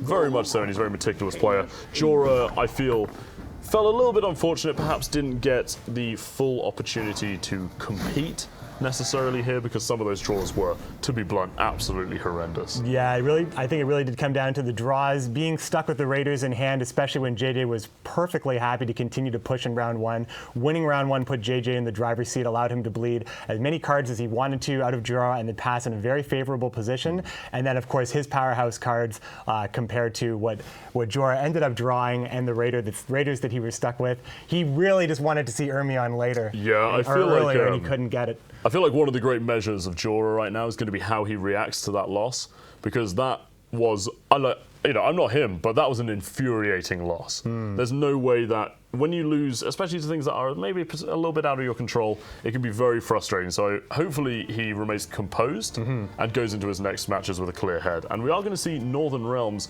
going up against Skellige again. So it looks like he may be trying to, get the value out of his Skellige deck, because this is a great deck, and that's actually one of the most unfortunate performances we've seen with it so far this tournament. We've seen a lot of Skellige decks, and a lot of the Skellige decks are very similar. We talked about a very refined deck list at this moment as we are approaching the sunset of this patch and metagame. But Super JJ, on the counterpoint, Super JJ has been bringing decks that have had some unconventional choices, and this is Super JJ's 39-card Northern Realms deck, which runs Blood-Curdling Roar and the Witchers on top of all of that. Lots of potential, even on some bad draws. We saw what he could do to Hannah-chan in the last best of 5 that he won. So I'm very excited to see how this deck performs, and I'm excited to cast this deck as well. Absolutely. I think Jorah's got a very, very interesting opening hand here, though. He's done much, much better straight off the bat. He goes Lugos, goes Ermion, double Warlong ships. Double Warlong ships is absolutely key against Northern Realms, because Northern Realms likes to go, oh, I'm playing 1 unit. Only kidding, it's 3 units. And so what happens is the Warlong ships just chip away all those targets, they stagger the Northern Realm players' units, and that lowers the effectiveness of those Cade Venny Sergeants. And we're not seeing Henselt. Exactly. So it's interesting. So what do you think the difference between Foltest and Henselt is in this deck? Well, I think in this case, since Foltest, as we see Foltest come down, generally being played first, as Foltest buffs all the bronze and silver cards in the deck and hand by 1. And when you have a 39-card deck and a lot of ways to muster those units out of the deck at once, you get a lot of value with each play, especially with Foltest. So a larger deck generally favors Foltest, and I guess more of a strategy of thinning the deck, and big tempo plays come from Henselt. But I think we're going to see a lot of consistency and a lot of consistency in plays, and as the deck can pull out numerous units, it does come down to it being actually quite consistent near the end of the game. But you do have to get past the early draws. 3 Temerian Infantry, Yes. so 3 Temerian Infantries in JJ's hand, not ideal. We're going to see slightly less than ideal, but then again, we've seen him draw 3 Dunbanner Light Cavalry and win. So, yes, it's true. We know that draws don't phase JJ. So 3 Temerian Infantry is not ideal, because, of course, to mulligan those efficiently over the course of the game, you will have to mulligan one of them every round. And now that denies you mulliganing other bad draws, such as additional Witches or Blue Stripes Commandos. So it's a tough position to be in, but at the end of the day, even if they buff up to 6, you can just drop them as delaying actions. So they're not entirely dead, but it is far from ideal to have that in your hand, true.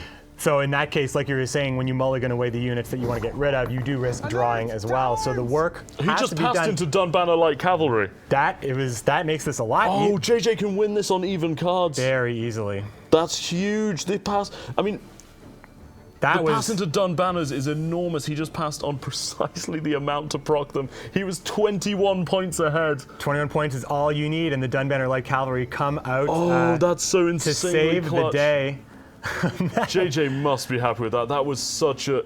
You can see the look on Jorah's face. I think he just wasn't expecting it. And 21-point pass into Dunbanner Light Cavalry has swung this game on its head. JJ can now win on equal cards. When you're playing a deck so large and so mustery, the ability to do that is incredibly powerful. And we can see round 2 tempo just absolutely demolish the Skellige player here. Absolutely, and I think that we're talking about how the work needs to be done to do thinning into the deck, and Thunderbolt Potion does get it done in 1. Now, JJ is in a situation where his draws are not great because he wasn't able to do that work. That helps, because he can mulligan out of these Temerian Infantry and then into perhaps a Blue Stripes Commando, a second Witcher, and possibly draw Witchers and those Commandos, and he doesn't want to see those. He has a Frost in hand, Dandelions a beautiful draw. It does, yeah. Dandelion's fantastic. There's the Blue Mountain the Blue Stripes Commando, which is probably what will be end up getting mulliganed here. Yeah, you've got to mulligan it, because if you mulligan a Temerian, you'll just draw another Blue Stripes commander. Yeah, that gets worse as well. Yeah. So you want to blacklist. When you mulligan a card, you're not going to see that card again. You're not going to draw another version of that card, so makes probably the safest play to get rid of that commando. Have that come out at a later time when something of equal strength is played. The commando is happy to jump out of the deck. JJ's huge deck has such an enormous variety of sources of power. He can Dandelion and he can buff the Witches, he can buff his Roach, he can buff Reaver Hunter. He can spend Reaver Hunters this round just to bleed out his opponent enormously. Although the Lugos is a very strong counter to that Reaver Hunter coming out. But he has the, Temerian Infantry unfortunately won't be mustering out, but the Cade Venny Sergeants will be pulling Blue Stripes. JJ's in a great position to throw a lot of points on the board really quickly and bleed his opponent for round 3. It's very possible that he just ends up playing his Temerian Infantryman in a bleed bleed I roll think that's here, what we'll see. because he can make up a lot of tempo, especially if he plays Dandelion to assist the Witchers and perhaps one other card. And of course, getting those Blue Stripes commandos right now is very important. JJ is probably just, now that he's in the driver's seat, he did win the round, he can spend as many cards as he needs to get as many cards as he can out of his deck to improve his draws. He is still susceptible of drawing into a Witcher, but I think that's a risk you're willing to take. When you run a deck like this, I'm sure he's practiced with it. He's probably dealt with all sorts of difficult hand configurations. And I would say this one is... The Lugos here is very interesting. So the Lugos comes down to, and the reason you do that is to deny the Reaver Scout. Typically, that's actually a much stronger play against a Henselt player, because you can Lugos and kill the Cade Venny Sergeant and then stop the Henselt on it. But that's denying a Reaver Scout. But the problem is that Lugos is now no longer there for dealing with Reaver Hunters. And he now has Reaver Scout, Reaver Hunter, which is much stronger. So that's a kind of potentially premature Madman Lugos. However, we do still see a Warlong ship sitting there, and I'm surprised that we didn't see that come down before Lugos, just to maximize the efficiency here. Jorah seeing the need to get a little bit of extra value out of his bronze cards if he's going to be going along round 2 here, as JJ decides what's the best way to get the cards out of his deck. He did have that second Kedwenny in hand, and I do believe a Reaver Scout. I'm trying to remember if a Kedwenny was played in the first round, or if that Reaver Scout actually does have a target. Looks like it does. You idiot. So that last kid, when he's going to come out, buffing up all of the 6s to 7, and since it lines up with the Blue Stripes Commando, that'll be jumping out of the deck as well. JJ's starting to get pretty far ahead here. Yeah, JJ's got a kind of worrying lead, and the thing is that when he has this lead, it allows him to play those Temerian Infantry, get them out of his hand just as a delaying action, and that's a very strong thing to do. So honestly, I'm kind of surprised that maybe we just see the Frost come out here from JJ. It would really add to this attrition and make the catch-up even stronger. Definitely would counteract the work that the War Longship is Jorah probably wants it to do. And, because of, there's not a lot of stuff that's locked to a row, but it looks like the melee row is getting pretty stacked here for a Frost. So you would definitely get value over the rest of the round, as well as possibly taking out Morkvarg and disrupting the ticks on Ceres. As well. Well, yeah, I mean, the best thing about a Frost right now is that it's actually enough to take you the lead as well. So you can play the Frost and Jorah still cannot pass. So if anything, that's kind of the perfect timing for it, really. And then you can go into Dandelion and then Temerians to delay. So there's all sorts of things that JJ can do to get a huge amount of cards out of his opponent. One of the things that's very interesting is that there's actually no Resurrects in the hand of Jorah. That's pretty huge for the Skellige player who does so much work with the graveyard, Skellige in general. Looks like the Reaver Scout and the Blood-Curdling Roar. It looks like that's kind of the synergy that JJ is looking for. The Reaver Scout is a very small unit. Blood-Curdling Roar represents a pretty huge swing when you get to use it on the Reaver Scout. So it looks like he's opting to do that, but that Frost is very, very good option, really at any time here. It really depends on just how deep JJ wants this round to go. I think if he wants it to go any deeper and play those Temerian Infantrymen, the Frost should come down. It just represents an extra 2 points each turn. Yeah, I think that JJ, it's definitely a very important decision for him to make. How deep does he want this round to go? Because on one hand, you have the very powerful Dandelion into Witch's Finisher. That's great. That's going to give you a lot of points on the board. However, you're also against Skellige, and Skellige, I would argue, is the faction that is the scariest with low amounts of cards. You know, if you go 2v2 cards against Skellige, you're probably not going to do too well because they're going to have reses for those skirmishers or a pirate captain.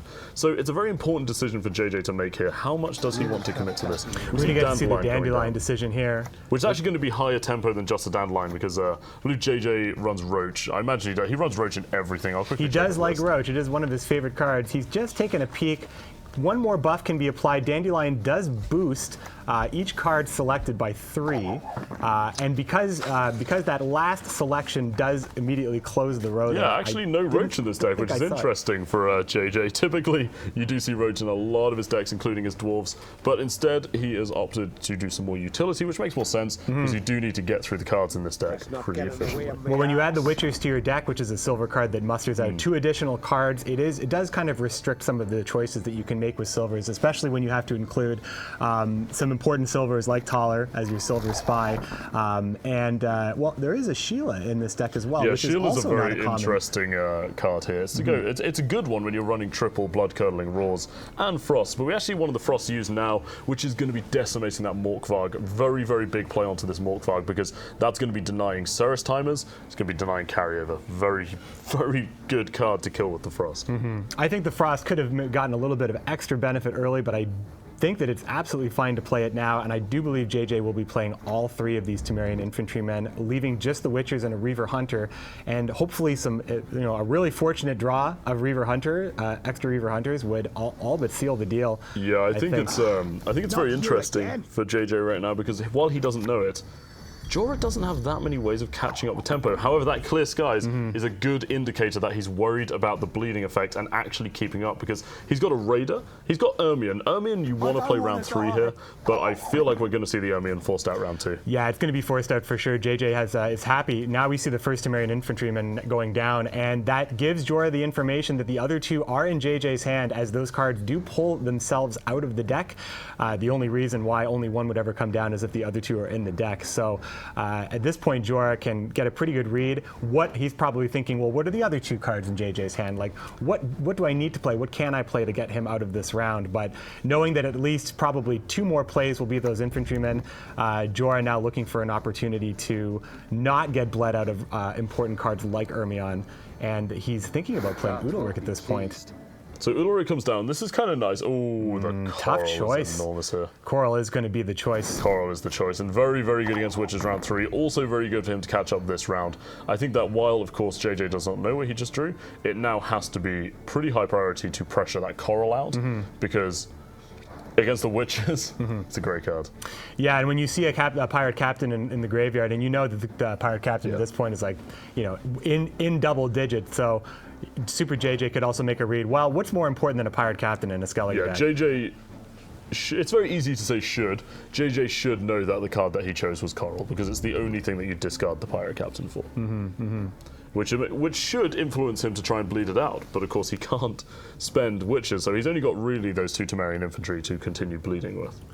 Well, we do know that Ermion is likely going to be the next play here from Jorah to get that Raider on the field and possibly get, not another Raider, as the other 2 are already on the board. The Reaver Hunter being played, potentially.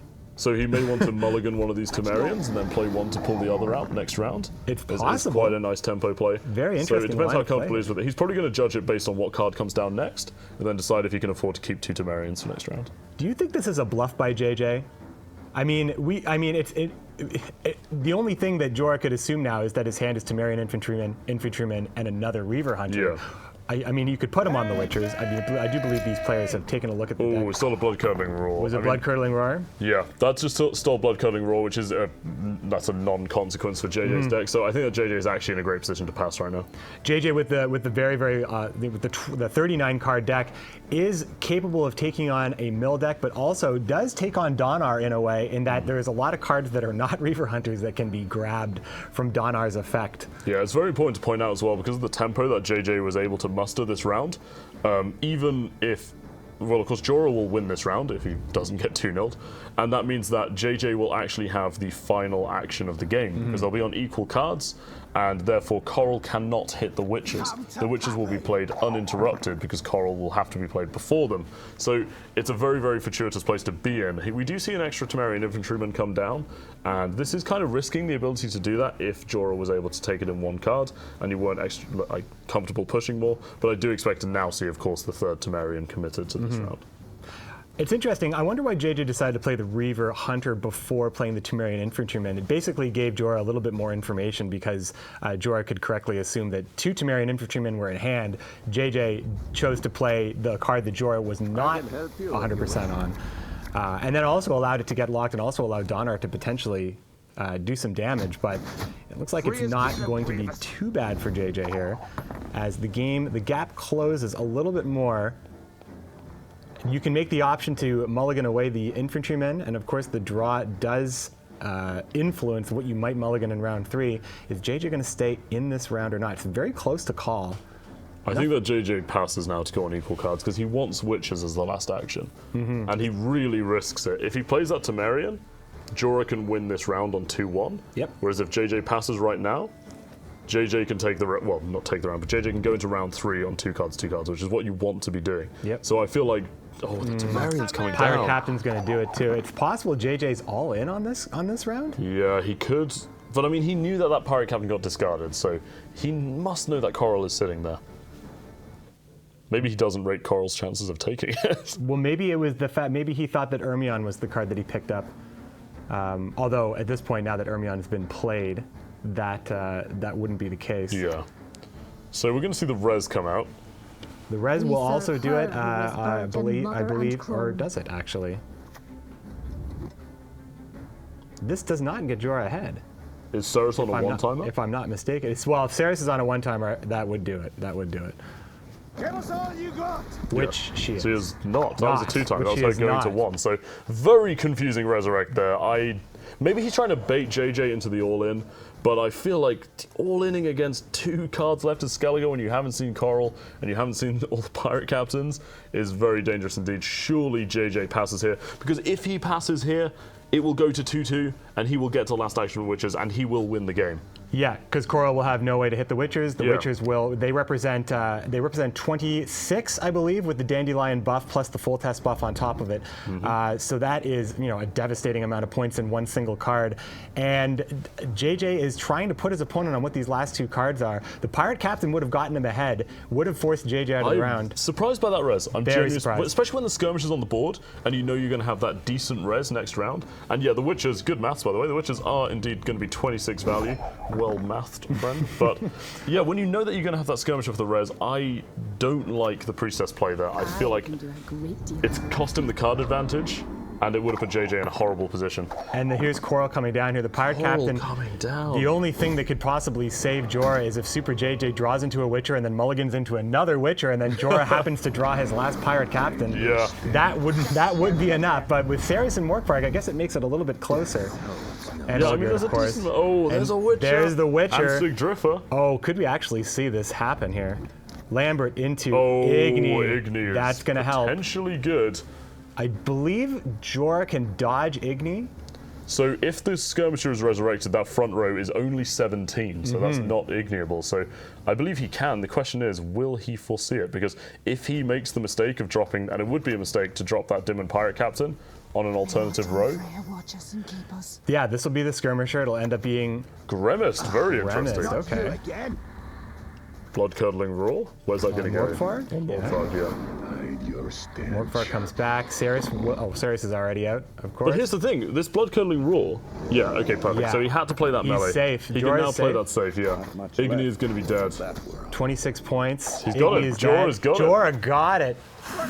Ooh, the Igni proving to not really have too much value there. Igni's a card that has really fallen off recently, actually. You don't see it included so much.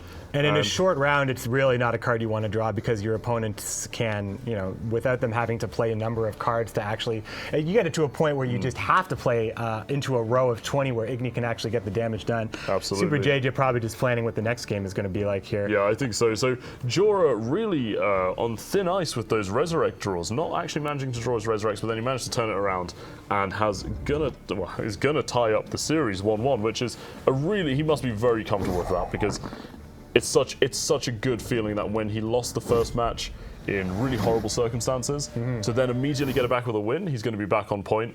and we're going to see him at full form now. Absolutely. Do you think Jorah maybe stole that game a little bit? I mean, that was an unfortunate draw from JJ. Igni is one of the cards that would provide the absolute least value. Yes, yeah. He had to mulligan out of one of the Witchers there and take it, and Jorah allowed JJ to get up a card in that round 2.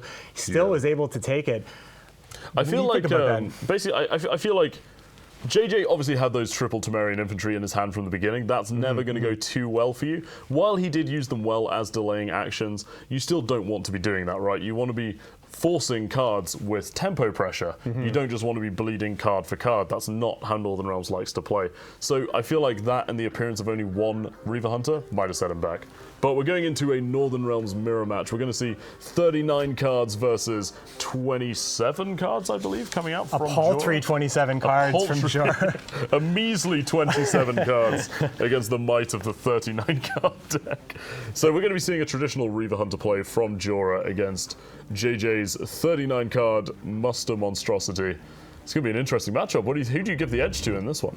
Well, we do know that Henselt has a lot of ways of generating big tempo at the beginning of the game, if necessary. And JJ, you know, with full test, we talked about how full test has a lot of consistency, a lot of big plays, a lot of ways to play multiple cards out of the deck with Kedwenis, Temerian Infantry, Witchers, Aretuzas, and Reaver Scouts, of course. However, Henselt can just crush the board with points very, very fast, and it would, you know, if JJ has to spend an additional amount of cards to get ahead, when you lose card advantage against Henselt and he's able to play those Reaver Hunters uncontested, it can get very dangerous. Yeah, and I think that JJ is going to be much, much happier with this hand. I would actually say we saw him using double Frost, using Aretuzas, to great effect in his games yesterday. He really crushed with the Frost, and I feel like he's going to be very happy to see those Aretuzas in this matchup, because this is a matchup where long attrition forms of damage, like Longships from Skellige, can really give you the edge. Aretuza Adepts, the cards on the right of JJ's hand, do pull a weather card of your choice out of, they do pull a weather card out of the deck, and since JJ is running 3 of those Aretuzas and 3 Frost, both of those Aretuzas do have Frost to pull out, plus an additional one left in the deck, and then an additional Frost option in JJ's hand as well. Yeah, I really like Aretuzas and Frost. I think, like we mentioned, the attrition damage is just phenomenal, especially in matchups that like to play long round ones. Northern Realms v Northern Realms, you often see quite a fist fight in round 1 as they're vying to control the rest of the game. So that Frost can just be immense value, and we saw that coming out yesterday. Also in JJ's hand is triple Kedveni and triple Reaver Hunter. Triple Reaver Hunters so by Jorah as well, a very popular tactic for Henselt to be running an Operator. The Operator creates a copy of a bronze card at base strength in both players' hand, and in this case, having extra Reaver Hunters for Henselt is very strong, since Henselt has a way of actually pulling them all out of the deck at once. But giving a Reaver Hunter to JJ is actually quite risky. Yes, it is, yeah. Yeah, and I do believe JJ is not running Operator, so it's the only way he would have a way of getting an extra Reaver Hunter. Yeah, I feel like Jorah may be perhaps, and I actually think it's the correct risk to take, Jorah may be taking the risk of counting on JJ's diluted draws, meaning that he won't see the majority of his Reaver Hunters. However, as we can see, JJ has 3 in hand, and that is a very, very scary position to be in indeed. However, of course, Henselt and Reaver Hunters go hand in hand, so Jorah is going to have the more powerful Reaver Hunter burst, but JJ does have a lot of tempo to catch it up with, and we do see the Frost go down, immediately providing that damage, and I expect to see it just amplified. I actually think the second Aretuza is probably the right play here, especially as it will strip the armor off that Knight Elect. Yeah, the Frost is going to be really strong here. Henselt has a way of generating a lot of points, but when the board is frosted, that changes the game, and with that extra Frost in JJ's hand as an option, he could end up passively generating 6 points of damage every turn, and now that he's knocked the armor off the Knight Elect, that's stymieing Jorah's ability to actually generate passive points. So I think we see a reinforcement here for perhaps Deathmold to clear the weather. I think that he does not want to play into that Frost. Here we go. This is going to be a clear skies, 100%. So he clears the skies, but there is another Frost sitting in JJ's hand. Do we just see the Bear Frost played? I mean, it's interesting because JJ is going second. He is up a card. He could play that Frost liberally, even though it doesn't get him ahead. It would be perfectly fine just knowing the amount of points that Frost can get, because Deathmold is the only way to clear weather for Henselt, so this Frost is going to stick around, and if this round goes deep, that Frost is going to get a ton of value. Yeah, and look at how close the point margin is already. This is just the power of this attrition, even if it only goes for a couple of rounds. There's no Kedvenis out from JJ.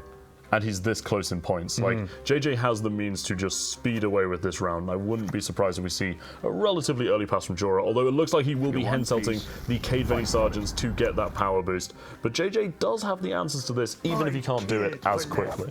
It's true, and I think maybe the quickness, the speed of how many points JJ can put down will actually affect this. But then the Dun banner, Light Cavalry, come out and change the game a little bit. Now only 16 points separate. The Kedweni Sergeant represents 8 points at this point for JJ, but then the second Kedweni Sergeant, should he be allowed to play it, would be a massive amount of points.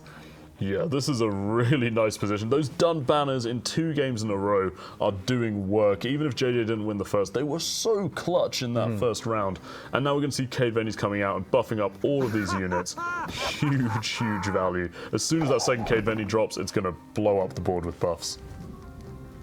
Yeah, it's going to be 7 units getting buffed by them, not even counting the Blue Stripes and the Cade Venny themselves. Yeah, 9 additional points on top of the 12 points that would, 7 additional points on top of the 12 points that would be generated from the Kedweni Sergeant. George is going ahead and passing, making JJ go down a card if he wants to take this round. I expected this round might have gone a little longer, but I think the frost is a big deal for Jorah, and it's clear that JJ now has the ability to surge ahead. We can see it, of course, with the Kedweni Sergeants. Absolutely, and now you see things are almost equalized because we have this very interesting situation where Hensel's spent, he's gone, right? And so now all of a sudden, the triple Reavers sitting in JJ's hand are almost equal. They're really, really frightening for Jorah to deal with. And yeah, like you say, giving him with the Operator, maybe that was risky, but then again, what card do you give him with the Operator if you don't want to play the risk? I think the only way you can do it is give, and I may have missed in this particular matchup if this is possible, but if you do copy the Kedweni Sergeant, it comes down as base strength. It does indeed. After full test, does the buff on the Kedweni Sergeant. Since the Kedweni Sergeant has so many interactions with cards at the same strength, and since the Operator gives a base strength unit, that Kedweni Sergeant would just represent 4 points. So we see that a lot in Northern Realms Mirrors and some other tournaments. Giving the Reaver Hunter to JJ is risky, but at this point JJ is now behind in cards, and with Henselt especially, although Henselt has been spent now, it is still difficult because the Reaver Hunters will represent perhaps the final play here. It certainly is. But it may just be a mess of Reaver Hunter after Reaver Hunter.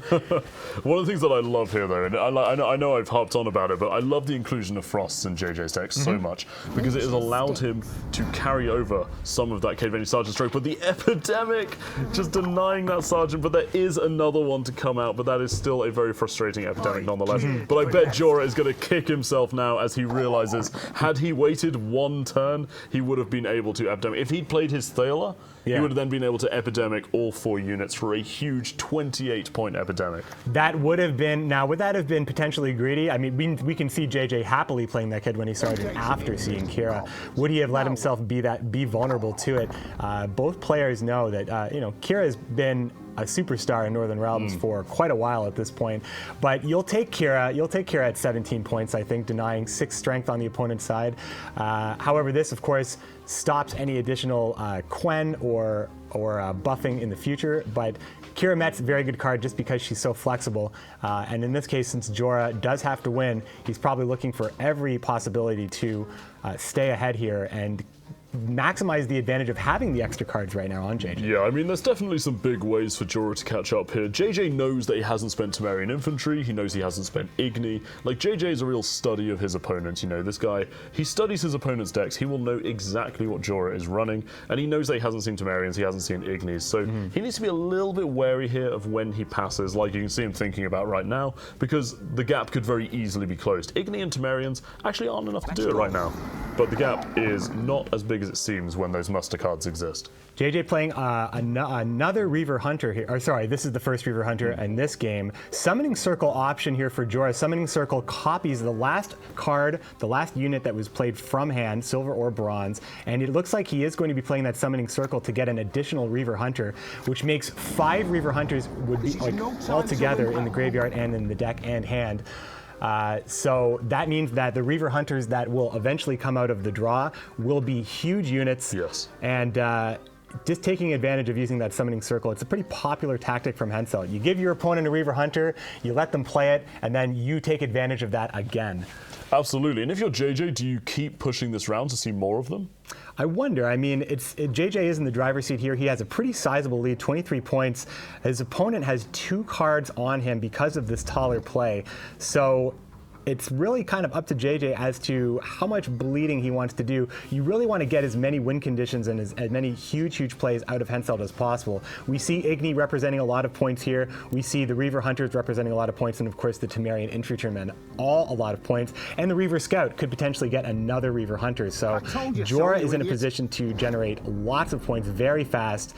Looks like JJ's pushing. JJ wants a healthy lead here. Yeah, JJ wants to see these Reaver Hunters come out because he knows that if he does not do this, he will get out-tempoed. So I think it's absolutely the correct decision for JJ to do. He's now got a nice little opening for that Aretuza, although that Aretuza is actually dead. That's true. Because he did play 2 Aretuzas and a Frost, but it's a decent delaying action should he want to see more cards. However, with a 31-point gap, he needs to be very careful because if those Reavers touch 11, that's a big old Igni.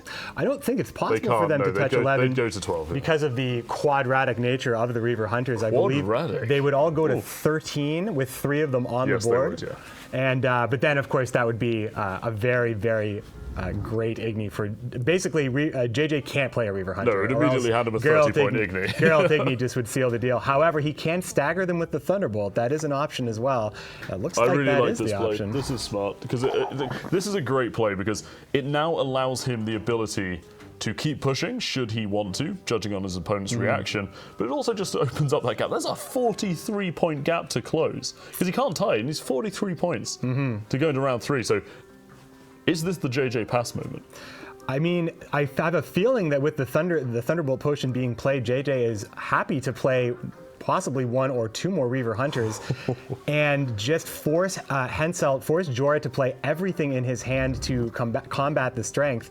Although the trio effect isn't going to hit anything really big, so there's no real need to stack all 3 Reaver Hunters in the row. When that happens, of course, Reaver Hunters have a trio effect that then hits the strongest unit on the opposing side of the board for half of its worth running up. So at this point, that would be 5 additional damage on Jorah's board. Yeah, and I wonder if he just delays with the Aretuza here, because if he does want to go for that trio, it'll allow another Reaver Hunter to drop, which will allow the trio effect to have greater value. However, of course, Jorah has the card advantage, and he does have the delaying actions with the Reaver Scout, and actually the Temerian Infantry are sitting there waiting to charge. Like, you know, they're only going to be 18, but it's a nice little gap closer that can actually delay you from playing a Reaver Hunter. There's an interesting thing that could happen in this game. If JJ opts to play a 3rd Reaver Hunter, the Reaver Hunter at 14 would then go up past taller, and then if Jorah decides to Igni that Reaver Hunter, Super JJ can play his 4th Reaver Hunter to trigger the trio effect a second time. Yes, he can. A play that we saw used by Mogwai in the Gwent Together finale. We've seen the power of double trioing it. It is terrifying. It's very terrifying. Remember, it doesn't hit the same unit. It will hit the highest unit again for half its strength. So the thing is here, that effect isn't so great on the board, but it does look like he may be going for that. It will be 5 damage in this case, and it would be 5 additional damage if the Igni were to come out right now. Temerians, however, look to be rolling out. And so this provides an interesting opportunity. Does he delay with the Aretuza? Does he delay with the Aretuza? I mean, the Aretuza is a great mulligan in round 3. You don't really want to have it in the hand. You certainly don't, but it looks like he's spending a lot for this round. But here's the thing, JJ is at the point where he can realize that the Temerians are out. So an Igni isn't enough. An Igni and a Reaver Hunter is just enough, I believe. An Igni and a Reaver Hunter. The Igni is 21 points. That takes him down to 57. Yeah. And then the Reaver Hunter would that be enough? Are we also factoring in JJ's 3rd Reaver Hunter, which would knock the then 10 strength Reaver Hunter on the board? No, I believe if JJ passed right now. If JJ passed right now, yes. If JJ passed right now, 21 points. He's going to have to play quite a bit. It's going to be Igni Reaver Hunter, but we do have the Shani and Reaver Scout for Reaver Hunter. Night Elect is generating 2 points a turn as well. But he can't take it without this Igni. Like, the Igni needs to hit. So there's still going to be the gap. Yeah. With a gap like this, you definitely need to take it here. But yeah, that only represents 21 points. And then... so there'll be Having to spend the Reaver Hunter is probably not what Jorah wants to do when he knows that he does have 2 additional Reaver Hunters left in deck. One of these Reaver Hunters was an operated Reaver Hunter, and the other one was a summoning Can you circle take it Reaver with Hunter. a Reaver Scout Night Elect? Reaver and then Scout an Igni? Night Elect? I think you can. I told you so. Because I'll you up the tempo idiot. to 4 per turn, then he can Igni. He's Oh, going he's for the going to Reaver Hunter Oh, instead. trio. Okay, fair enough. And the trio effect just under, though. Now he's Just forced under. to play the very important Reaver Hunter, the Igni, which could it even have any application in the 3rd round? May he just spend it now for fear of it just being dead later? I think that's what you do, yeah. When you have Shani and a Reaver Hunter, that's a lot of points represented right there. Looks like he's going to gamble and hold on to that Geralt Igni, potentially, as he makes his It's decision a here. very interesting decision making if he does keep that Igni. What is he keeping that for? Is he keeping it for if the Witches roll out? Is he keeping it for if JJ misclicks and puts 2 Reaver Hunters on 1 row? I mean, what is he aiming for here with that? Well, at this point, I think Jorah knows that there's only 1 Reaver Hunter remaining in JJ's deck, but the Witchers are absolutely a threat. This is the biggest value card that he could play if he plays that Reaver. The Reaver is 13 points when played on an empty board. He can play Igni on the back row, not Yeah. hit anything, and take the rounds. Yeah, Yeah. so there we go. Igni is... Very happy to not see that Reaver come down for Jorah. Yeah, Igni's the call here. So Shani can bring back a Reaver Hunter, and then the Reaver Hunter in hand can Yes. also represent a fair amount JJ of points needs to here. mulligan into a Witcher, essentially. I believe. Well, there's Witchers right there, There's the reinforcement. Witchers right there. Any answer you need can be that reinforcement. Arrow 2 is into And a blood-curdling roar. Blood-curdling roar is not great here. The blood-curdling roar will not have a really good target if it's going to be Witchers and a Reaver No, Hunter. the R2s probably would have been better just on its own. Yeah. But yes, this is a nice draw for both players actually. Seeing Dijkstra and seeing reinforcement out. The Witchers aren't buffed by Dandelion, I believe, but they're still a pretty decent finisher nonetheless, and should rival the power of one of those Reaver Hunters, which is really nice. We're going to take we're going to take a So little look this at is the... him checking what Dijkstra can pull, Yeah. as that card is going to be very clutch, as it often is in round 3 Northern Realms. Especially when there's only 4 cards left in the deck. We know you can put a pretty good... Oh, here we go. We're going to see it for ourselves right here. 1 Reaver Hunter is... oh, Nanika is pretty big. You can put something back in your deck, and Dijkstra can pull that card. You could take a chance and pull... Oh, he's putting all the Temerian infantrymen in, probably? 2 Temerian. Oh, is he going to do the 3rd? There it is. And it's possible. Well, that's a this nice is one. pretty good, too. I It's mean, pretty good too, yeah. It's a nice little lineup. now Shani can... He was thinking about it. He clicked 2 Temerian infantry, and then he thought about the 3rd one, as Shani could have resurrected 1 to bring out the other 2. The Reaver Hunter is down. The reinforcements do represent, with full test, 20 points for the Witchers. Yeah, this is going to be a very close round here. Do we see the Temerian infantry resurrected? Or do we see... The Temerian infantry are in the deck. Oh yeah, they're back in the deck. That's very interesting. Did he not just put 2 back? I thought he put 3. It's hard Yeah, to catch that unfortunately the last, graveyard that third interface one. right now is a little bit hard to follow at times, so I'm not sure whether he put 2 or 3 back. He definitely had 2 selected, and I think he was thinking about something else, but then it's possible that he just went back. I think he was considering putting the Blue Stripes Commando in as well, which means that the Resurrection of Temerian Infantrymen would be 3. So there's the sorry, Reaver 4 Hunter. 3 strength units.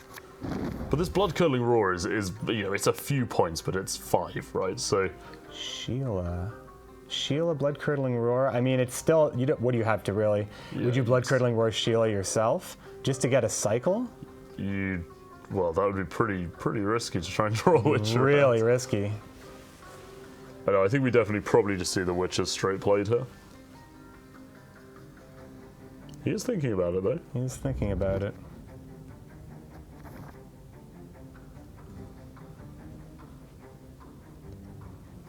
There's the arrow 2's add up that would have been a little bit better than that blood-curdling roar. Yeah, 2 points more represented by the R2s or Adepts than the Blood-Curdling Roar, because the Blood-Curdling Roar will go onto one of the 6 strength Witches for a little 5-point boost, but not exactly what you want in round 3. You know, a 5-point play isn't fantastic, but it is points nonetheless, and actually makes the gap that Shani needs to close relatively significant. Shani, though, can resurrect a Reaver Hunter, though, which would bring both of the Reaver Hunters to 15. Well, the Reaver Hunter resurrected would be base strength, though. It would be, my mistake. It would So be. it wouldn't be quite as big, but it would still buff up the 2 Reaver Hunters. Yes. Going for Oh, Death it's Mold 1 instead. point short! The Aretuza What a Adept would have won of play. it. The Aretuza Adept would have won him the game.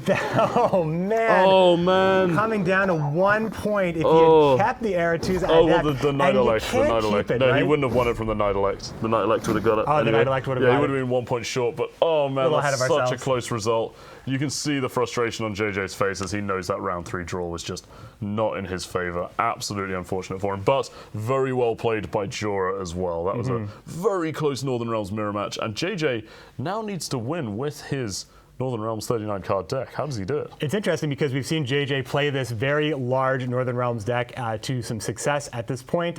He did take out Hannah-chan with it, and it's been very close games, both of them at this point.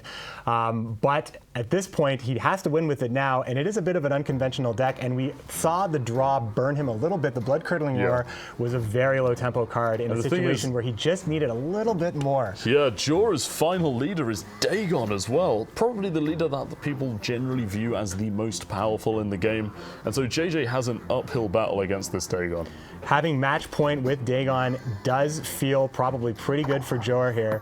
And taking a look at the hand here, Jorah does have Crones available, 3 Harpy, lots of carryover potential as well. Very nice hand for both players, I'd say, It's actually. true.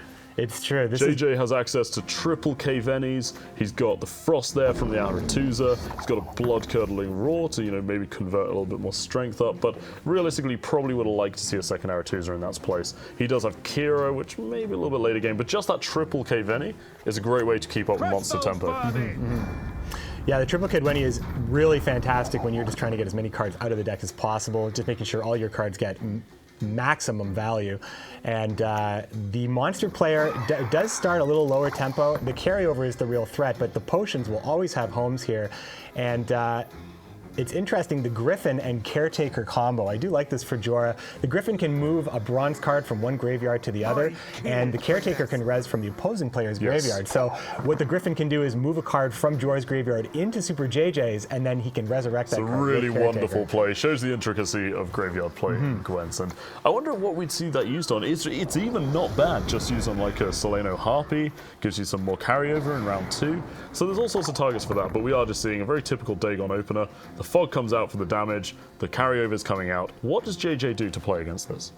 JJ can try to maybe, it's not the highest tempo play, but playing the Aretuza right now to put Frost on the eggs, to pop the eggs, make sure, try to minimize the carryover. But since the Harpies that come out of the eggs are stronger than the eggs themselves, it actually gives Jorah an additional 2 points in this moment right here. It looks like the Frost is going to go down just to eliminate the Foglets. That is the higher tempo decision here. Yeah, that's a great decision because the thing is as well, when those Foglets die, the Earth Elemental will be left on the row. So typically you actually want to play the Earth Elemental afterwards, so the Earth Elemental is on the right-hand side of the row, because that means if you destroy the Kaleno Harpy eggs, and then the Harpies spawn next to the Earth Elemental, they actually spawn the little baby Earth Elementals from the Earth Elemental. So it's kind of not ideal Earth Elemental positioning, but it's nice to definitely avoid that because you can very quickly flood their board yourself with tokens by Harpies hitting lucky. So we're seeing a huge amount of carryover. This is why Dagon tends to be so feared. These Soleno Harpies generally viewed, I think it's fair to say, as, along with Reaver Hunters, probably the most powerful bronze cards in the game. And this is why. Right now, those 4 eggs sitting on the board represent 12 points of carryover, and the Earth Elemental adds an additional 4 to that. So 16 points would have to be dealt with in a board state just as it exists right now, going into round 2. JJ is he's primed to win the. I mean, if he wants to commit the cards, he will probably take the round with Witchers in hand, the final Kedwenny, a Thunderbolt Potion, which would have a home as well, and finally, I mean, you wouldn't want to play Dijkstra this early with a deck that big, 25 cards, but the strength represented in the other cards might be a lot, but I mean, Witchers boosted by full test actually match the strength of the Crones, so the Crones kind of counteract that right now. So we see a max value Blood-Curdling Roar, which is really nice. And one of the things that actually talking about carryover while we're on that topic, one of the things that's really nice for JJ in his deck is the Dunbanner Light Cavalry, because if Jorah carries over 16 points, JJ can make a low tempo play, let Jorah play something, and then those Dunbanners will come out. And the later they come out, the better they are. Yeah, the carryover really feeds into this Dunbanner Light Cavalry strat. So I think that's going to help him out round 2. But the question is round 3. I mean, there's a lot of scary things that Dagon can do round 3, such as the huge Woodland Spirit draws, the Caretaker, the Crones. I personally think the Crones variant of Dagon is very, very powerful. How do you think JJ contests this round 3 here? It's really hard to push up against Crone's Dagon. They're built to take the round, with the Crones being a late action. It's a commitment. If you can hold on to the Crones until later, it can definitely help you steal a round later on in the game. But with the Kidweni Sergeant generating a lot of points here, I also love the blood-curdling roar here. It's almost like it's an anti-weather play. Basically, all the value gotten from the fog reverted into an 11-point bear, keeping JJ ahead here. And the blood-curdling roar in this matchup is actually very useful. Should he have held another one, he would have been able to save the Blue Stripes Commando and turn that into a bear as well. Yeah, I think this is a really nice tempo play, but I think the easy tempo for JJ is running out. He's getting to core cards, he's getting to the Dijkstra, the Witches, the Reaver Hunters, the Kira Mets. He's still got the Thunderbolt. The Thunderbolt's a great easy tempo play for him, but after that he's going to start accessing core. So really, I think he's probably hoping to see the pass come out from Jorah relatively soon, but Jorah does have that additional Kaleno Harpy to drop. Yeah, there is going to be a lot of carryover, and if Jorah is able to seal the deal here, because he's happy to play the Crones, I think, in this situation, and the Harpy. The Woodland Spirit is high commitment. The Caretaker doesn't have a great target yet. It would only be a Kidweni, I believe, is the only unit that would be in the graveyard. I believe so, yeah. Yeah, and playing it right into the Frost. So he's trying to trigger the Earth Elemental, potentially? It's because if true. the Harpies land next to that Earth Elemental? The Harpies that come out of the eggs do actually activate the Death Wish of a unit it lands next to. It's a very interesting interaction where if the Harpy were to break, it always goes to the right side of the board, and if it were to land on the melee row, it would generate the Death Wish effect of the Earth Elemental, which would generate an additional 4 points on top of the 3 points of the Harpy. So you actually, you get the +2 from the Harpy, and then you get +4 from the Earth Elemental. So you actually get 6 points by them killing an egg. So it's a very nice thing. Of course, you can only do it once because those Earth Elementals will then spawn to the right of the Earth Elemental, so you can't proc it multiple times. But it is a nice counter-weather play by the Monsters player. And yeah, we see the Thunderbolt coming out. There we it go. is. There's the Earth Exactly Elemental how we proc. said. Boom. There we go. Nice bit of tempo for Jorah, closing the gap to 9 points. Very lucky for Jorah for that Harpy to land there, but you do set it up for that possible interaction. And yeah, it's actually the Frost taking out the Foglets that allowed that to happen as well. Yeah, absolutely. And I think, while of course it is fortuitous that that happened, good players will bear that in mind. And it's all about making the correct decisions. And the correct decision there was indeed to make that combo possible to happen. Now we see the Griffin coming out, and I'm very, very interested to see what he does here, actually. Yeah, I mean, what is there really to move here? Is it possible that he wants to move another weather effect? No, that doesn't make, that wouldn't work. I'm surprised to see this come so early. He steals a Blue Stripes Commando, that looked like. It would come out with a Harpy, but he's already played his 3 I think Harpies. surely JJ passes here, right? I mean, unfortunately, the carryover is so immense, though. Yeah, you pass here, but you actually are behind because the egg will pop, generating the 3-point Harpy. Would actually put Jorah ahead. Yeah, and the unfortunate thing is they're not all Harpies. I mean, one of the things that I find quite fun in round 2 with Kira Mets is if the monsters go for a dry pass, you can just Epidemic and kill all the Harpies. But unfortunately, the Earth Elemental will spawn 2 strengths that will stop that from being a viable play for JJ. So JJ's really wondering how far can he stretch in this tempo.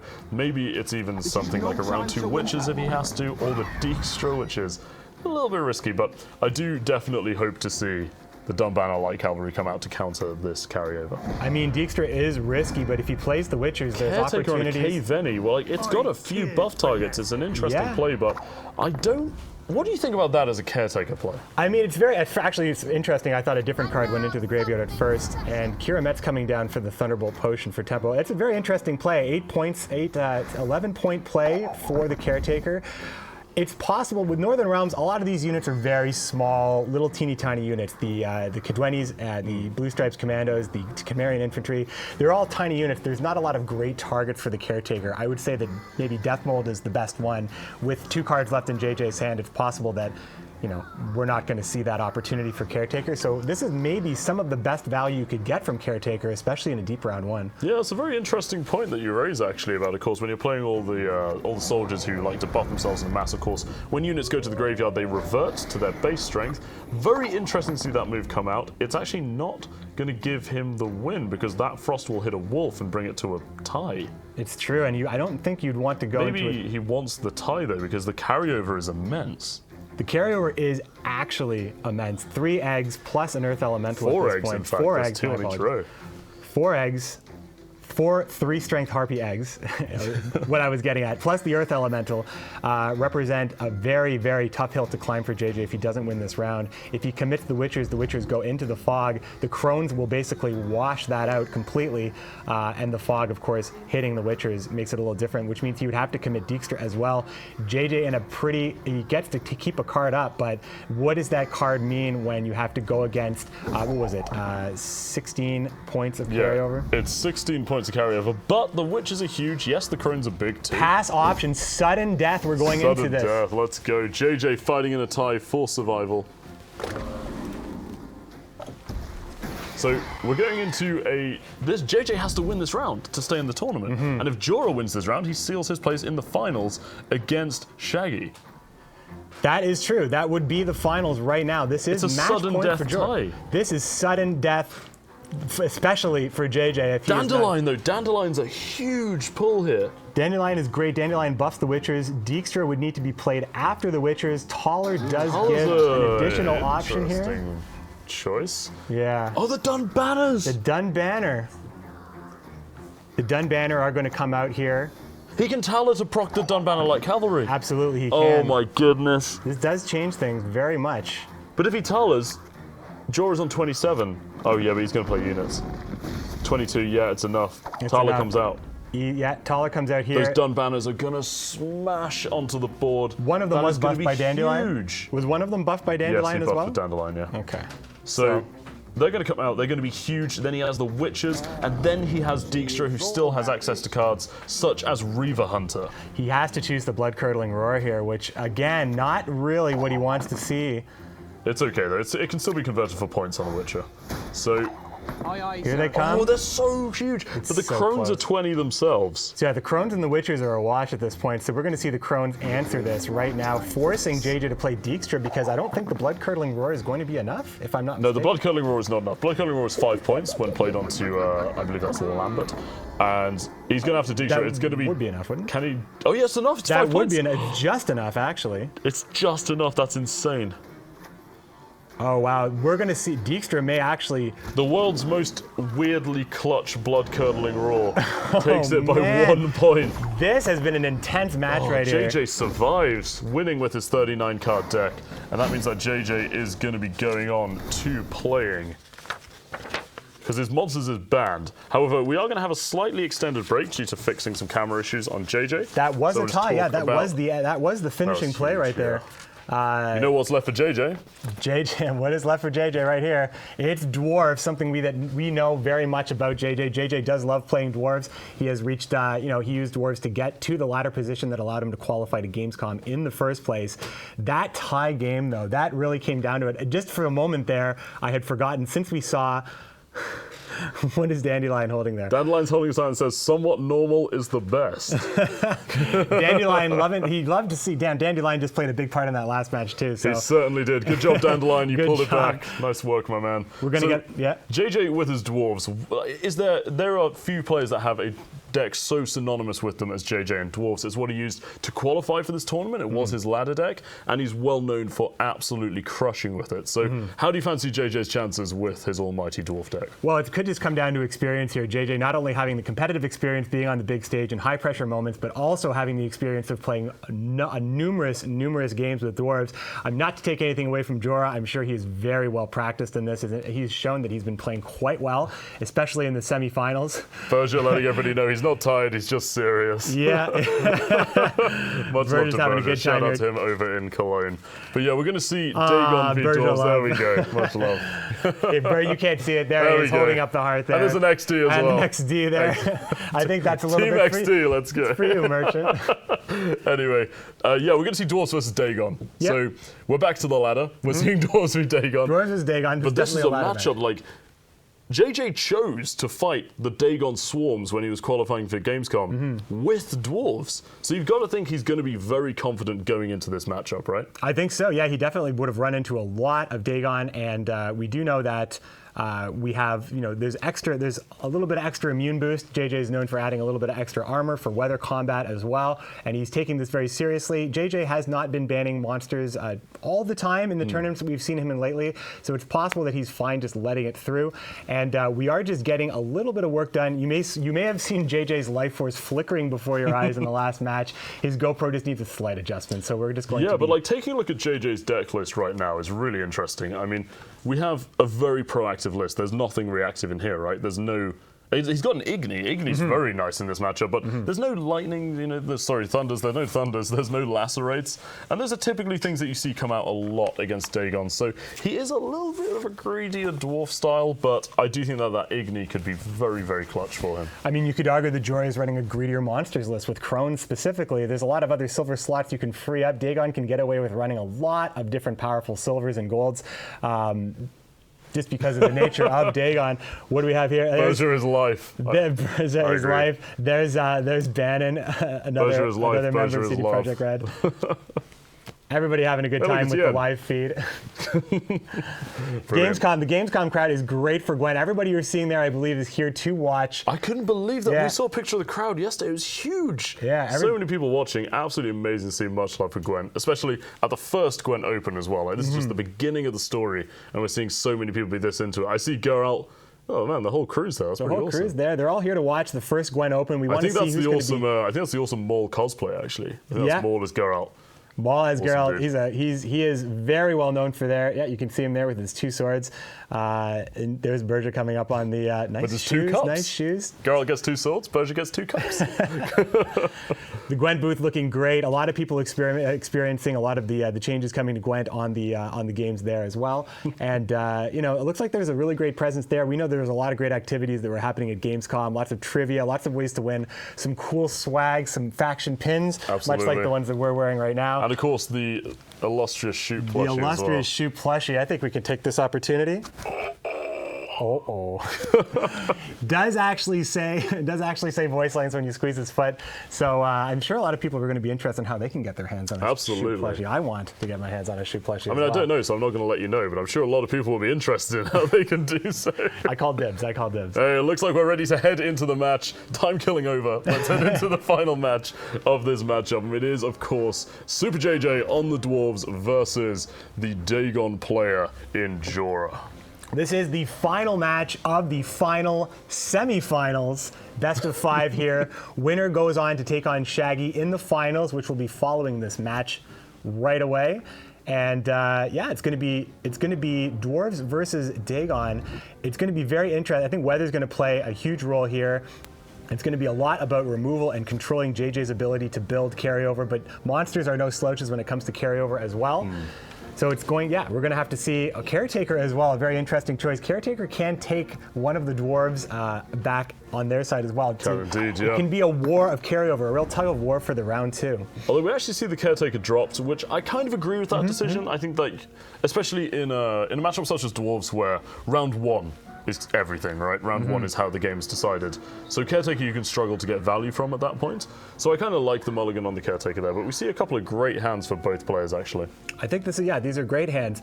The only thing I would think that JJ is missing is a way to source Yarpen, and I don't believe he is running Dennis Cranmer and Yarpen, and the Alzur's Double Cross does assist with that. Not in hand either. None. 3 of those cards not present. Yeah, he's going to be very reliant on the bronze strength here, I think.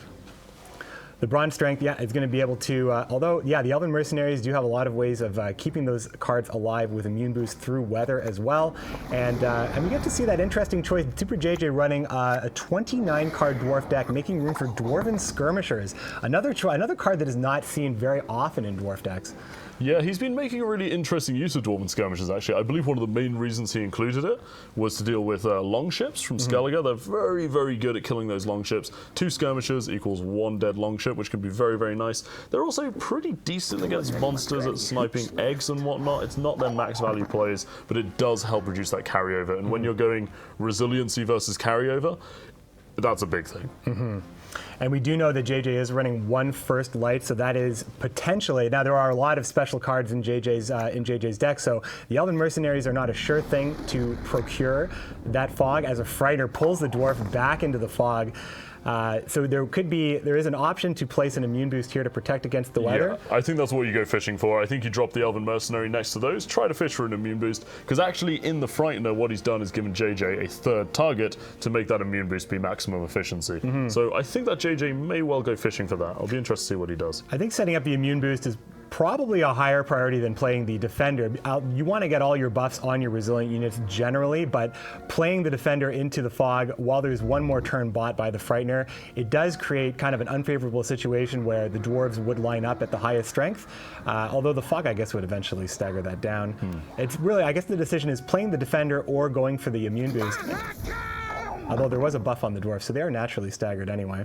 So that's probably the best play here, and it's looking like immune boost might follow up here.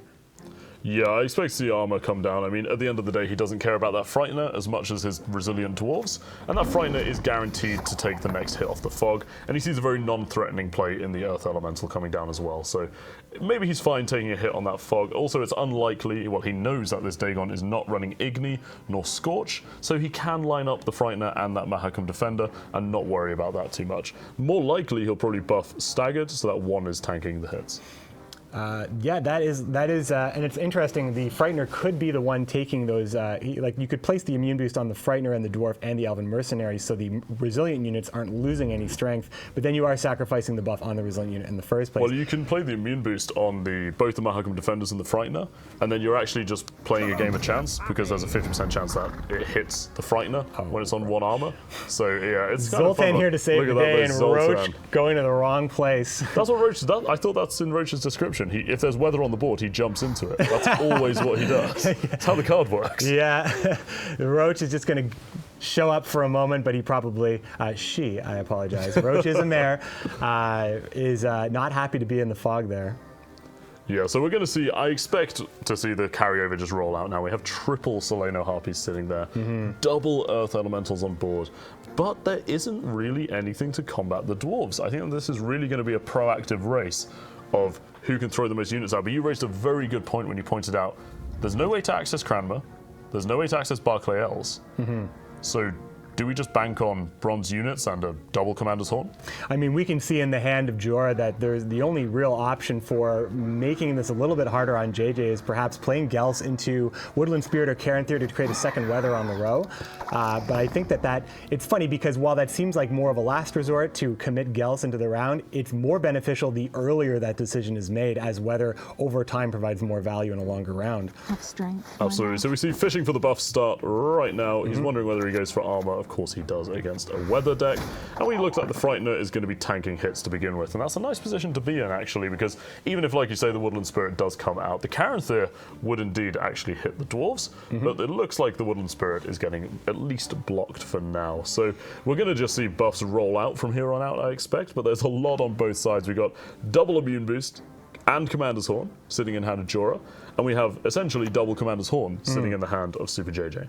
Actually, Super JJ is in a great position in this siege row. The Frightener would be tanking Fog, and the Elven Mercenary, and then the Dwarven Mercenary would be tanking the Frost. The Resilient units would be able to stay at the strength that they're at for a fair amount of time. But I believe Caranthir would likely move. Of course, including Caranthir the 8 would move strength the defender, units. so he'd probably put them onto the range row and frost them down. Of course they would. But a row is primed here for Commander's Horn, and easily primed for Jorah as well. But it's pretty tough to combat 2 Commander's Horns. There's going to be a lot of tooting going on with all these Commander's Horns. Triple Commander's Horn likely to be played in this round, actually, which is a first in the tournament, I think.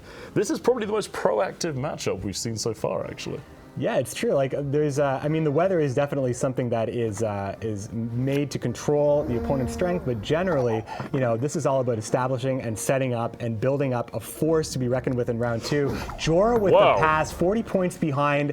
He will have to contest. He will have to contest with the dwarves, but this is as big as they're going to get. No Yarpen and no Dennis. Does he Athleen?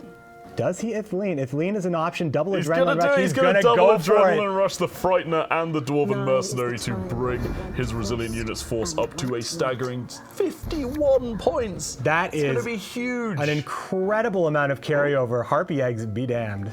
Oh, he's actually... maybe he's prioritizing the armor. It could just be a measly 50 points Just of resiliency instead. So it looks like he goes for the armor. Smart move considering the potential Caranthir. Absolutely, yeah, and Caranthir does represent, and now I think that Jorah is going to have to do a lot here. An incredible hill to climb. 16 points of carryover, normally you're happy with. Barkley Els could represent Dennis, could represent Yarpin as well, or the third Mahakam defender. JJ really has options. He could stay in the round, or he could force a number of cards out of keeping Jorah. the skirmisher, that's very interesting. I almost expected a mulligan there. What do you think about him keeping the skirmisher? What's that for? Well, he does have targets for the skirmisher, but the skirmisher doesn't want to kill its targets. Would the skirmisher does 3 damage, I believe. It does indeed. Yeah. So, yeah, keeping the skirmisher. I wonder what he is looking for. Perhaps he is looking for a way to perhaps line up a row for Igni? I mean, I'm not quite sure. Perhaps, or maybe he even just wants to bully eggs out. Maybe he doesn't want any carryover going to round 3. He knows there's another Soleno. He's only seen 2. Yeah. He could just be killing an egg with it. Well, here comes the skirmisher now. I mean, The Barclay Els. I imagine he was probably fishing for something other than that this time. yeah, he was definitely looking for Yarpin or Dennis in this case. JJ is very, very far ahead. He is in a position, down 3 cards at this moment. He is in a position to pull a lot of cards out of his opponent's hand on a pass. But really, the later the round is, you want to establish carryover as well here. But what carryover can JJ really get here? He would have to use He can rally Ethna on a something, yeah. rally. Well, I don't even know if he hasn't played the rally, has he? He hasn't played the rally or the Elzers. Ethna isn't actually able to source something. Yeah, so this is a very interesting looking round here. I mean, even in terms of JJ's lead, right? He's 3 cards down. You look at Jorah's hand, and you see those potions fizzling away. That's a lot of strength there. There's still the Commander's Horn, and 3 potions, and Crones, and carryover. Monsters is strong, and Jorah's looking like he's in a good place. Monsters have a little bit of strength, you could say that, and JJ's options are dwindling. I think that the best option would be, I mean, if the Elven Mercenary were to pull the rally to get the Mahakam Defender out, Ethna would then have the option to do a rally or perhaps another boost, but will it even come close to what Well, the he's Crones lining and up the Commander's 5 Horn for can do? the SA Commander's Horn, I believe. That's true. I mean, he's probably just looking to establish the best lead he can, possibly find an Igni opportunity, which currently doesn't exist and probably wouldn't exist until the Crones came down. And they won't come down anytime soon. I think that you probably try to make the best use of your potions, establish your carryover with the Harpy and the Earth Elemental, and then buff, possibly rally and buff before the Crones even think about coming down. Exactly, and the tough thing even with the Crones is that because they come out at 6/6/8, they're so easily staggered. Commander's Horn just stolen by the Griffin. Stolen. That's so clutch. Ethna can no longer play the Commander's Horn from the graveyard, denied by the Griffin. Possibly perfect tech here against JJ's Dwarves. Unbelievable tech there. JJ's just realized, and all of a sudden, the potential power of that Ethna is just dissipating away. That is such a rough play, and this match, just to reiterate, is for a place in the grand finals. These players are 2-2. This is the final match of this series. The winner moves on to play against Shaggy in the grand final. That is true, and there's quite a huge disparity in points here, but Jorah can get it done with lots of cards and still hold Crones for round 3, which does represent 20 points in 1 card. More a carryover being established with each play here. And you can see the frustration on JJ's face. I wonder what he goes for here, because essentially the more cards he's only got a couple of cards left to play before Igni, but it does increase the likelihood of him being able to hit a decent Igni. This is adrenaline rush, I would imagine here. I'd imagine. No, immediately he's just slamming points down. Is he just trying to 2-0 here? He could be. I mean, he like, it's easy to, limit his position, but he is 56 points ahead right now. It does feel pretty good to be. That's a few cards. Yeah, that's a few cards, yeah. That's a few cards. I mean, Crones represent 20, Kaleno Harpy's 5, Commander's Horn is 20, so that's 45. 18 from the immune boost, that's 63. And then 75 with the Thunderbolt, right? Yeah. So Jorah has 75 points in hand, and JJ is sitting in the Frost with an Elven Mercenary and an Igni. An Igni that has no target right now. Yeah, an Igni that has no target. Difficult call here. Difficult position for JJ right now. So much power represented in the monster player's hand here. The super interesting thing is, though, if he spends Crones, except those Harpy's eggs moving over to the next round, the Earth Elemental, he has no units left in his hand, which is a very awkward position to be in. So I expect the bust to come down first, but he just doesn't have an Igni target. What is he going for here? Is this a Thunderbolt? It must be, right? I think he's just got one last shot to maximize his points, just get as far ahead. 63 points, although he is sitting in the Frost. Jorah just taking his time. He has cards, so he has time. There is now an Igni available. There's a 13-point Igni, but it'll spawn 2 2-strength units, so it's actually a 9-point Igni. And it's just really just choosing to play the last card. When your opponent has 4 cards left in hand, you would have to make the assumption that they would need to spend their entire hand. He's going for it. He has to all do it. in. He does He have absolutely to. has There's to no do this. resilient units for JJ. The strength of the dwarf deck is really stymied here. This is quite a lot of points to make up here. So let's look at it now. Now that we can see it here, we can assume we can put JJ on 99 points because that dwarf will not survive. Here come the crones. So in hand there's now 41 points, right? So that puts him up to 105 and the frost is ticking. So Jorah has the win from this and he has carryover. And he has carryover. JJ just watching it all happen here. Head and hands. The slight mercy is Jorah had to spend everything. He had to spend everything. He's got 6 points of carryover. And it was so close. Still, 4 points. What will we see on top of the deck for these players? In the grand final decided on the draw of a card. 6 points already with an Earth Elemental and a Mahakam Defender. The Dwarven Mercenary is not enough. Do you keep the 6th strength? Oh, Woodland Spirit seals the deal. There we go. Jorah is going to go to the finals Jorah goes to the final to face Shaggy. JJ losing in an incredibly close series. What a series. Falling against the might of Dagon 3-2. Well played to both players involved. JJ, of course, a superb player. And Jorah claiming his place in the grand finals. What is your... I'm happy to admit I'm shocked. I had JJ pegged for this. What is your reaction to this game? I think the biggest issue for JJ is the fact that he wasn't able to get Yarpin out, he wasn't able to get Dennis out, he wasn't able to get the cards thinned out, so he could draw something just a little bit better. But I'm starting to wonder if there was a single card that could have saved him against Woodland Spirit. I really think that, there was so many points represented at that point, not only with the Woodland Spirit generating the Foglets, the Wolves, the Gold Body, plus the 6th strength already on the board, plus the attrition of Overturn of the Fog. It was just a perfect top deck from Jorah. Yeah, I feel bad like situation for JJ. JJ has such a deep understanding of the game, and he knew he won that round 2 or he lost the game. And you could see on his face as soon as round 2 ended, he knew it was over. So sadly, JJ crashes out 3-2. But congratulations to Jorah, who has staked his place in the grand final against Shaggy, which will be coming up next. After a short break. However, absolutely shocked by that result. That's an amazing game. This series today have just been phenomenal from all players involved. And it's very interesting. JJ had a lineup that was going to be doing very well against Mill, and he didn't get a chance to actually face off against either of the Mill players. He would have had a great advantage against Shaggy's lineup, but now Jorah did that work, and now it's going to be Jorah with the home field advantage in Journey, but Austria's Shaggy with the wild card going all the way to the finals. This is going to be a great best of 5. We are looking forward to getting into that match in just a moment. Stay right with us. We'll be right back with the finals.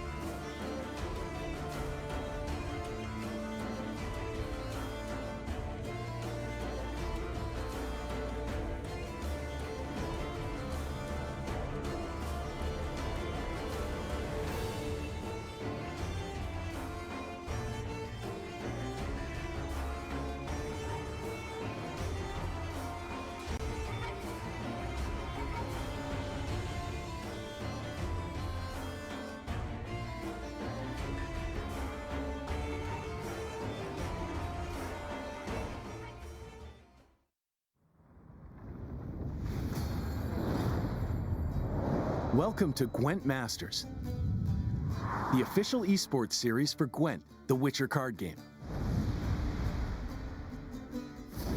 The idea behind Gwent Masters is simple: to elevate competitive Gwent to a professional level and give gamers the opportunity to officially become the best Gwent players in the world. The starting point for Gwent Masters is the Pro Ladder. This is a brand new esports-oriented mode of competitive play separate from normal ranked play. Pro Ladder will be played in seasons, each one taking 2 months to complete. To remain competitive throughout the seasons, players will need to actively participate in the Pro Ladder, as well as constantly vary the factions and deck types they use. Every Pro Ladder season, players will be rewarded with crown points, accounting for their achievements during Gwent Masters and its events. Players will receive crown points for placing in the top 200 of the Pro Ladder at the end of each season, participating in official Gwent tournaments organized by CD Projekt Red, and placing in licensed Gwent tournaments not organized by CD Projekt Red. You will be able to check how many crown points you have at any time at masters.playgwent.com. There are 3 tiers of official Gwent tournaments. Gwent Open is the entry tier of tournaments, but it is by no means a walk in the park. There will be a total of 8 open tournaments during each Gwent Masters series. Only the top 8 players with the most crown points at the end of each Pro Ladder season will qualify to battle it out for fame, glory, and a piece of the $25,000 prize pool. The second tournament tier is Gwent Challenger. Each of the 4 Challenger events taking place every 2 Pro Ladder seasons will feature a total of 8 competitors. The winner of the previous Challenger, up to 4 finalists of 2 Gwent Open tournaments held prior to a Challenger event, up to 3 players with the most crown points accumulated over the course of the 2 seasons leading up to the Challenger, and 2 wildcard players invited to the tournament by CD Projekt Red. And there's a lot to compete for, as the prize pool for every Gwent Challenger will be $100,000, with the winner also claiming the Challenger winner's title and ring.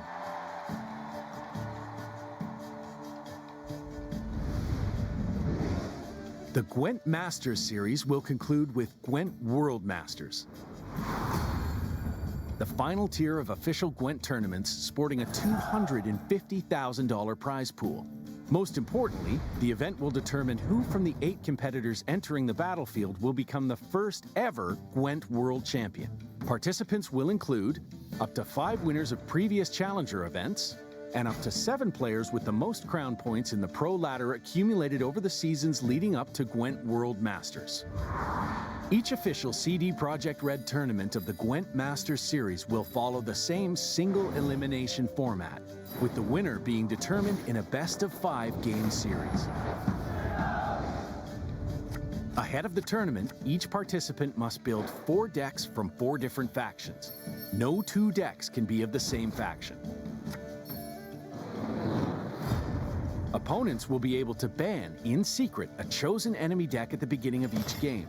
Winning decks can't be used to play another match, while losing ones may be used again or swapped out for another.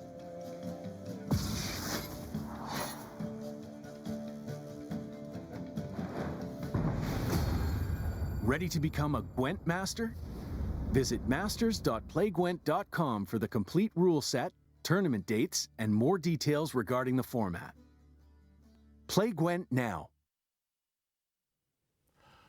All right, folks, we are back. It is time for the finals. It has been a nice long journey for the players getting here, not just geographically, but also time-wise. Over 2 days, we have seen 8 of the best Gwent players compete for a spot at the finals. Winner of this matchup here, Shaggy versus Jorah, will punch a ticket to the next Gwent Challenger, which will be happening in December.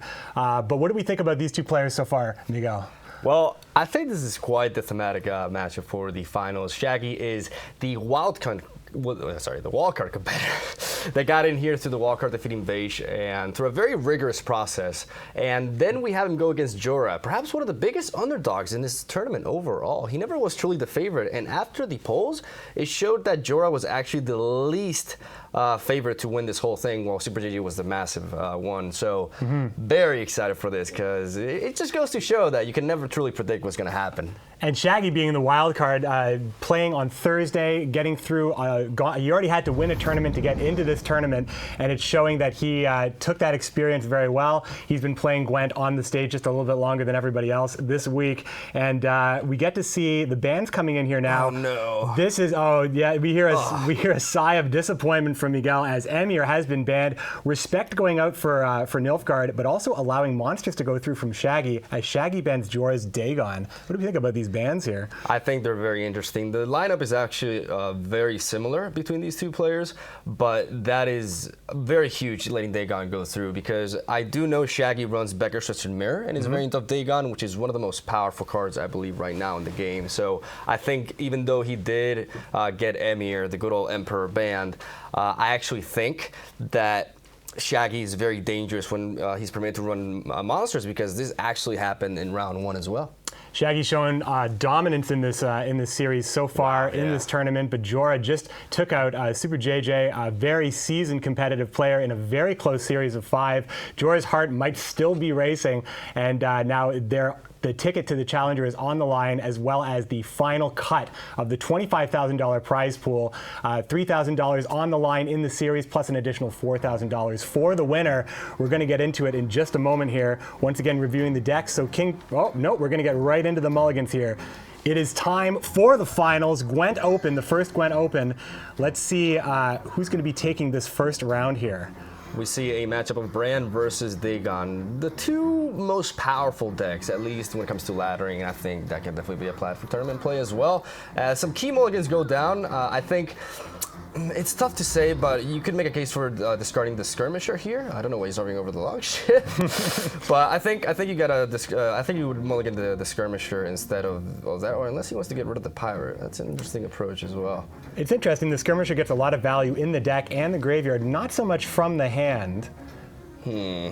Especially with Madman Lugos in hand, the Skirmisher has a lot of applications. He actually gets rid of the Pirate right here with no Ermion in hand, preserving double Raider and the Skirmisher. I'm not sure those mulligans are a little bit odd. Looking at Shaggy's hand, his deck is a little bit more weather focused than regular Dagons. I mean, even though Dagon may seem like a very similar list, there's quite the few iterations of it. As we saw, Jorah was running a Crone variant. This one is actually more focused on weather and has a very select key, very good silvers at its disposal, I think.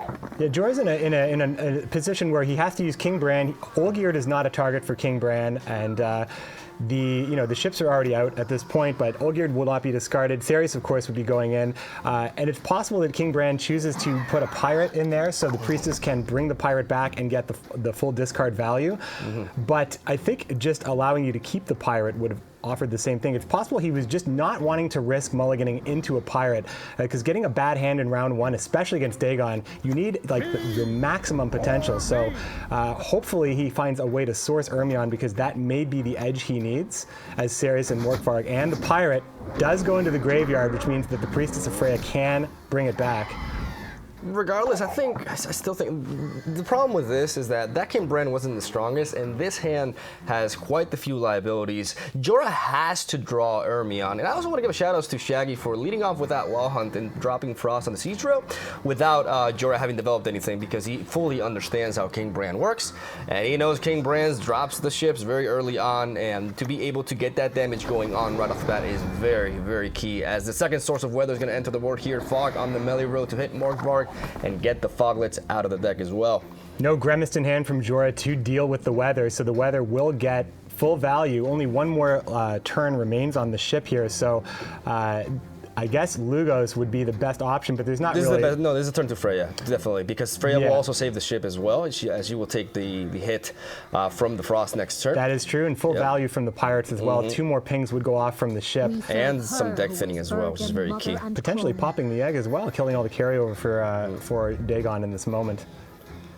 He's thinking about putting the pirate on the melee row to stop Morgvark from losing strength for the next following rounds, because that really does affect Ceres. But we do see the ship pop one of the eggs and deny all carryover for Shaggy, at least as of now. As, like I said, Freya will buy that ship one more turn. But I'm not sure what kind of play you make here now. I think you can make a case for Lugos.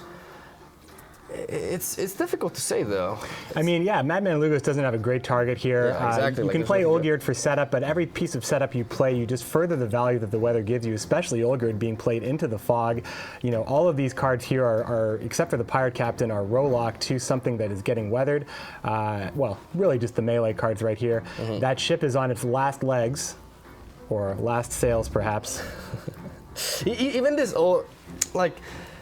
This Olderich is just going to force a pass out of Shaggy, and I don't see any sort of plays that Jorah can make to actually make up for this. Especially considering he hit one of the eggs, so he provided him with even more strength. This is an easy pass for Shaggy. Yep. He immediately goes for it and takes the win. Also gets Morgvark weakened, which is super key, because that means Morgvark will not come back in round 3. And we've seen this throughout this entire tournament. Shaggy's passing game is the best in this event. Like, without a doubt, I've been shocked again and again by his ability to really determine when to let go. And like I said, you know, like the commercial says, you can lose the battle in order to win the war. That's true. Lose the battle to win the war for sure. And Jorah looking to possibly capitalize. Got Ermion, which is great for the Raiders. So there is, you'll be able to put up a big amount of strength here, and as well as cycle through his deck to get more cards that he needs. But yeah, Shaggy's pass always knows what his opponent is capable of, what his highest point play is. Seems to know it very quickly as well. And yeah, that passing game, being able to get cards when possible or rounds when necessary. Due to Morgvark coming back and pulling Ceres out of the graveyard, he is able to prevent an open pass from Shaggy. Shaggy does have Frightener in his hand, though, so he will be able to retain this card advantage, and he immediately goes into the Wall Hunt Hound to banish Morgvark from existence. And that's fair. We can see it as well. We do know that Olgierd and 2 Raiders are in hand. Shaggy would easily know that Raiders would eventually touch down on the melee row, so the Frost on the melee row is probably the most devastating place to put it. The warship is safe at the moment. Of course, this is Dagon we're talking about. They have a lot of ways to threaten and put attrition on the opponent. As we see, Caranthir being hovered over is one of the options, but also the Frightener would pull the warship into the Frost. One of the things Jorah has to really focus on in this match is to make sure that he has the proper resurrection targets for Ceres to come back, because it's gonna be tricky. Olgierd represents 1, but Ermion is gonna be played this round, and that takes away 2 resurrection targets, which are the Raiders. So you got the likes of Olgierd, you have Sidrifa, and you have potentially Madman Lugos into another Raider, but that's only 3. He would need to also top deck something like a Priestess of Freya. So I say this because that extra 7 strength can really make the difference, and it's definitely going to be a very important factor in this match. Jorah's main priority is to stay ahead in this matchup here, take advantage of having that card up on the opponent. And you know, at this moment, it looks pretty good. That Ermion play with the Raiders will be very strong, especially with a warship still on the board, which is not protected by anything at this point. So 2 turns remain on that warship. So it's possible that we'll see Ermion follow up here. And you know, the Pirate Captains represent a lot of strength, but the hand of Shaggy is actually quite good. He would be able to establish a row easily for Commander's Horn through Woodland Spirit if he so desires, although I don't think he's inclined to place any more weather on the row, since there's only 1 row that can really be affected by it. I think Shaggy should aim to really push this round, because he has a Griffin in his hand. He wants Olgierd to go to the graveyard so he can potentially steal it from him and deny him an extra resurrecting target. So I believe that is his game plan here. He cannot have an early pass, even though he's very far behind. This Gales into the Fire Elemental is outstanding. Not only does it provide him with a 15 strength swing, but also gives him the board presence for that Commander's Horn. So he can definitely start pressuring Jorah a lot. And like I said, work for that kill on the Olgierd so that the Griffin can deny that. That would be huge, absolutely huge, because not only are you taking it away from him, you're also resurrecting it yourself. Like, that's so big. That is actually, that would be really something if he was able to do that. The Griffin has a lot of cool applications in the monsters list, in various factions. So it's a cool choice for a tournament. And we've been seeing it a little bit on the ladder as well.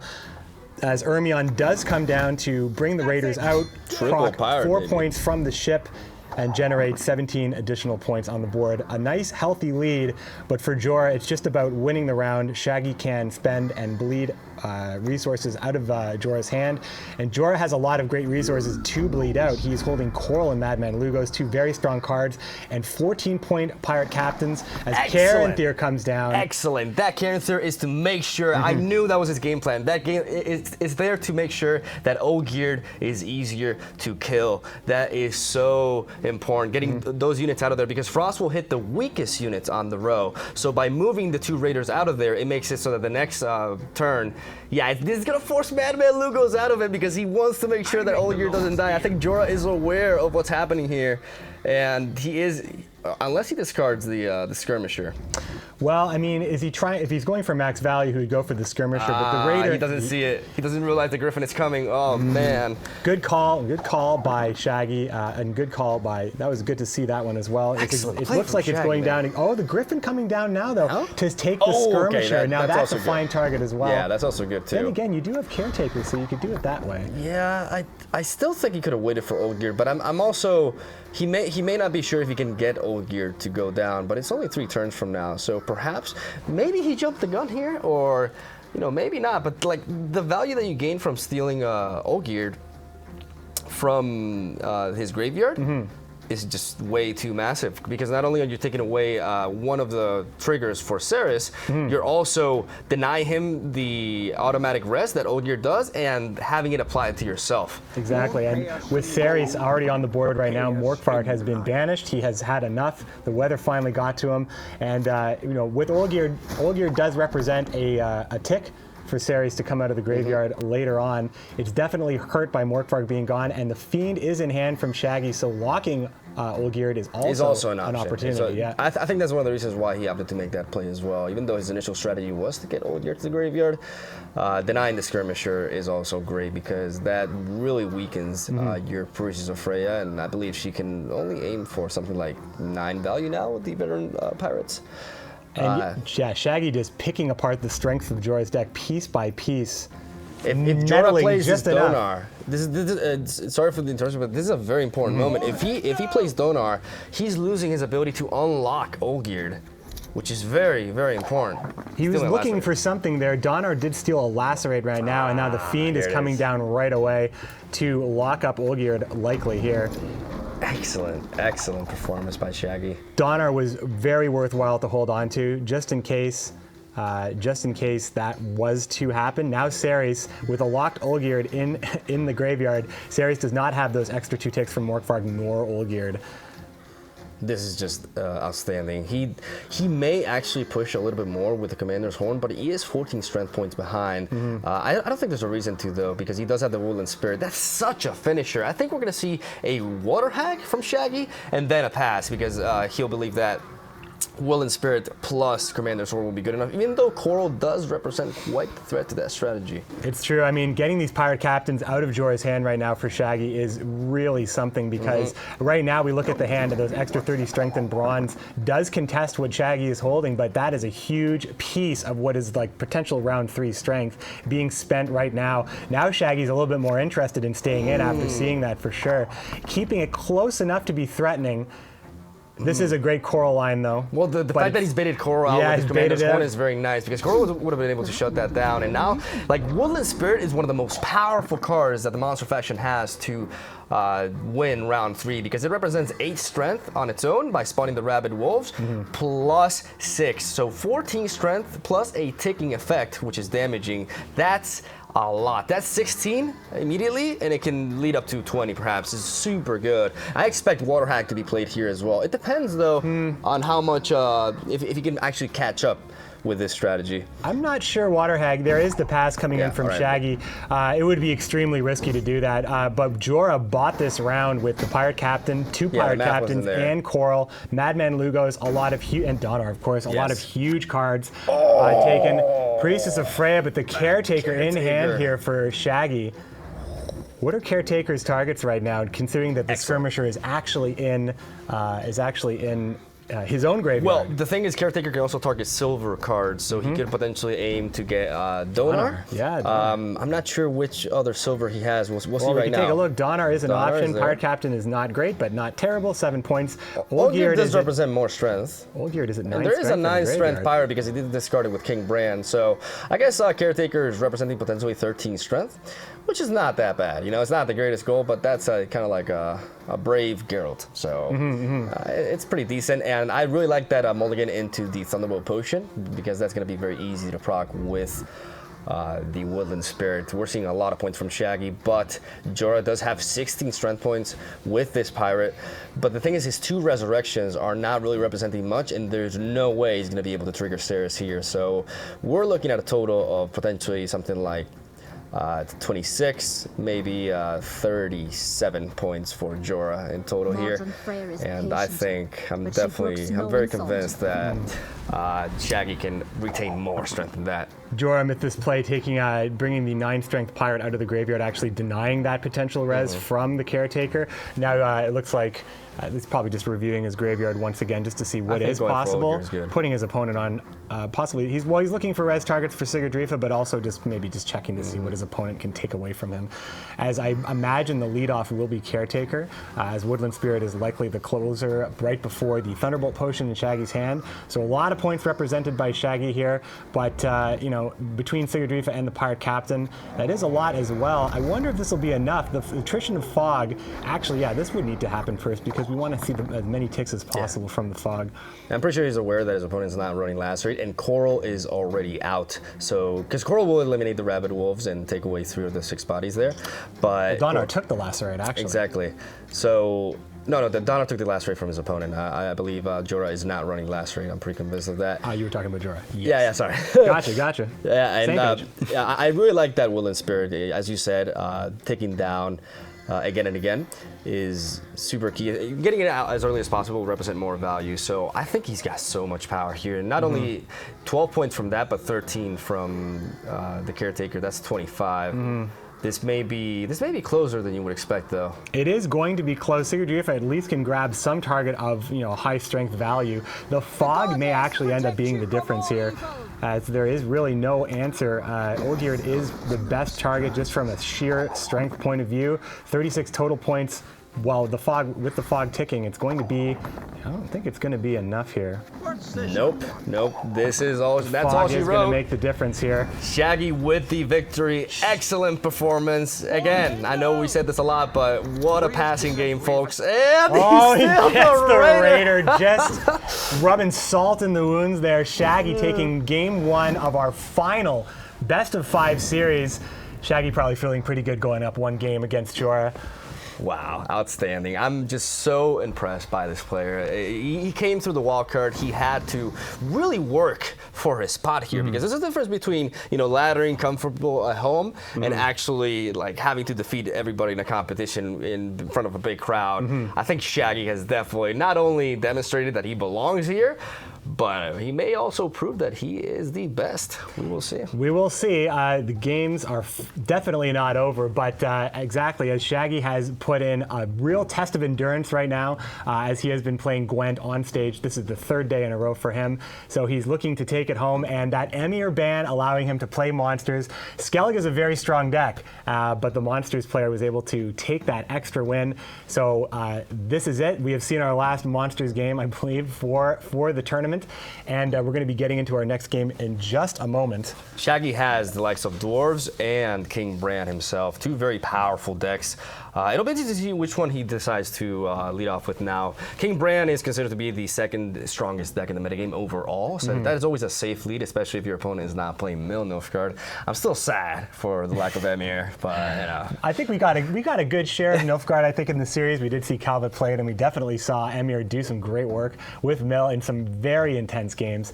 But at this point, it's going to come down to the decks that we are very, very familiar with on the ladder. Of course, Discard Skellige being one of those decks, and Dwarves have definitely shown up in this matchup as well.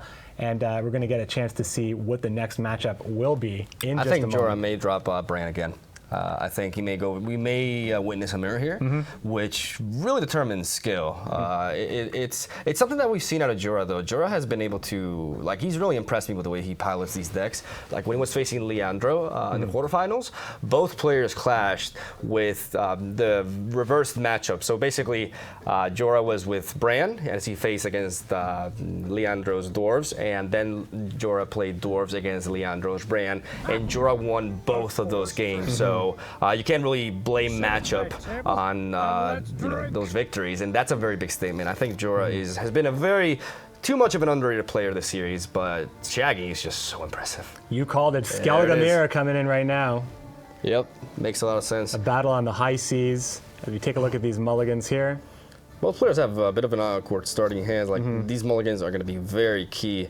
I did not like Jorah's mulliganing the last, like getting rid of the pirate and keeping, he needs to get rid of the skirmisher. Like the skirmisher is not good to have it in his opening hand. Even though he does have Ermion, so it's actually not terrible. But he's already blacklisted one of the pirates, so he's not risking that. Man, Olgir's not bad, because that's another potential discard target as well. Well, it seems like when he mulliganed the pirate in the last game, he did it with purpose with the Priestess of Freya bringing it back up. I wonder if that was his original plan. It also could have been the fact that when you don't mulligan the pirate, you do not blacklist it, and you can chance to draw into 2 pirates, which is not ideal, as they are meant to be worked as a one play as they discard each other from the deck. Warship coming down from Jorah to establish some presence here, putting Shaggy in a tough spot. We talked about this in the last Skellige Mirror. Sometimes the player who plays the first warship gains control of the round, so Shaggy is deciding what he wants to play into, knowing that warship is going to get a number of pings off, as no Madman Lugos is available to Shaggy to stop the warship. 3 gold in the hand of Jorah, 1 gold in the hand of Shaggy, but Shaggy does win the coin flip as Donar drops down immediately and steals one of the Priestess of Freya from Jorah, as I believe Jorah is running only 2 Priestess of Freya, so that is very big. He only has 1 more left in his deck, and that could really weaken his game here, as we're going to see an unlock here from Jorah as he drops Donar to get rid of that lock and steals a... what was that? Shaggy just took a quick Shaggy's look at a war longship. Well, Shaggy is holding a war longship of his own. That's actually good. Yeah, I think so. Actually, no, it's in Jorah's graveyard, right? Yeah, no, never mind. I thought, because we see a double Freya in the hand of Shaggy. If only Jorah had a priestess to res that longship. Yep. But he doesn't have one in hand, and he only has 1 left in deck at this point. It's going to be very interesting because even though Shaggy did win the coin flip, or at least the coin flip resulted in his favor, 3 golds versus 1 is very scary, but Ermion can really change the way these hands look in a few turns. It's very tricky though, because since Jorah went first, dropping a ship it could realistically take the 3 hits and go down, even though Freya is kind of, he doesn't really care as much. But I think those risks can really be invested into the skirmisher. Now, this isn't as much of a risk as it would be. Well, it wouldn't be a risk at all if he played the ship first. It would be almost an assured thing that the ship would have been pinged down. But now with the extra 4 points on Donar, there's some variance in where the pings from Jorah's warship will go. So Shaggy's warship would survive the ping, but Lugos will be able to take out that warship. This play is not as strong though, because we do see double Priestess of Freya, and he's gonna be able to mitigate this really well. But the ship pinging Donar as well, giving Jorah a 17 strength swing. Or a 17 strength lead over his opponent. I think you could make a case for a Priestess of Freya res into the ship, but because you got to make sure that you can get past your opponent with 2 plays here. He opted to pass because he is 17 points behind. But Olgir represents 9 strength, so it will be very easy. Yeah, Olgir is a decent play here. He's opting to play the highest strength card, I think, because this point disparity of 17 points is pretty fair when the warship still exists on Jorah, and there's a lot of discard opportunities still remaining in Jorah's hand. What with Ermion and the pirates as well. If Shaggy were to just res the ship, Jorah could actually make a case to pass, but I think that it might be too soon to do that. And it looks like he is actually going for the ship res here. I like how he's preserving the other Freya in the graveyard so that it can proc Ceres efficiently. Like I said, I've seen very, very few mistakes from Shaggy this entire tournament. That's why perhaps he's been so dominant. It's incredible to witness, really. He is truly being rewarded for his skill, and I'm very happy to see that. As a competitor, as a caster, I can say I am a fan of Mr. Shaggy. Yeah, Shaggy's done a really great job so far today. Jorah as well, and that is why they are in the finals. Shaggy up 1 point in this best of 5 series. Winner takes the crown in the first Gwent Open and gets a ticket to the next Gwent Challenger. History will be made. History will be made. The warship does not only takes the minimum amount of damage here from the 3 pings coming out of Jorah's warship. Shaggy is still in a position where he is very low on points. A pass is looking more and more tempting from Jorah just to establish card advantage, perhaps. You could make a case for... It is difficult because he has to catch up in 2 turns in this huge swing. Okay, he's going for the King Brand. I like this. I like this quite a bit. This is gonna, depending on, because he already has like 1 Raider in his hand, so he's definitely gonna drop Ceres, Morkvarg, and he does have Olgerd in his hand, so I expect another Raider to go down here. That is a total of 10, 14 plus a 3 pick. That's a very strong swing. Definitely gets him a little bit closer and back into He's this at range. game. He's at range again. He's only 9 points behind. You can definitely catch back up again. Nice. He can catch up with Ermion. Ermion is the play that would catch him up. Yep. So I think that Jorah would have to put his opponent on that. Pirate as well, with the 2 pings. Yep. That is 10 points. true. 10 points? You are correct.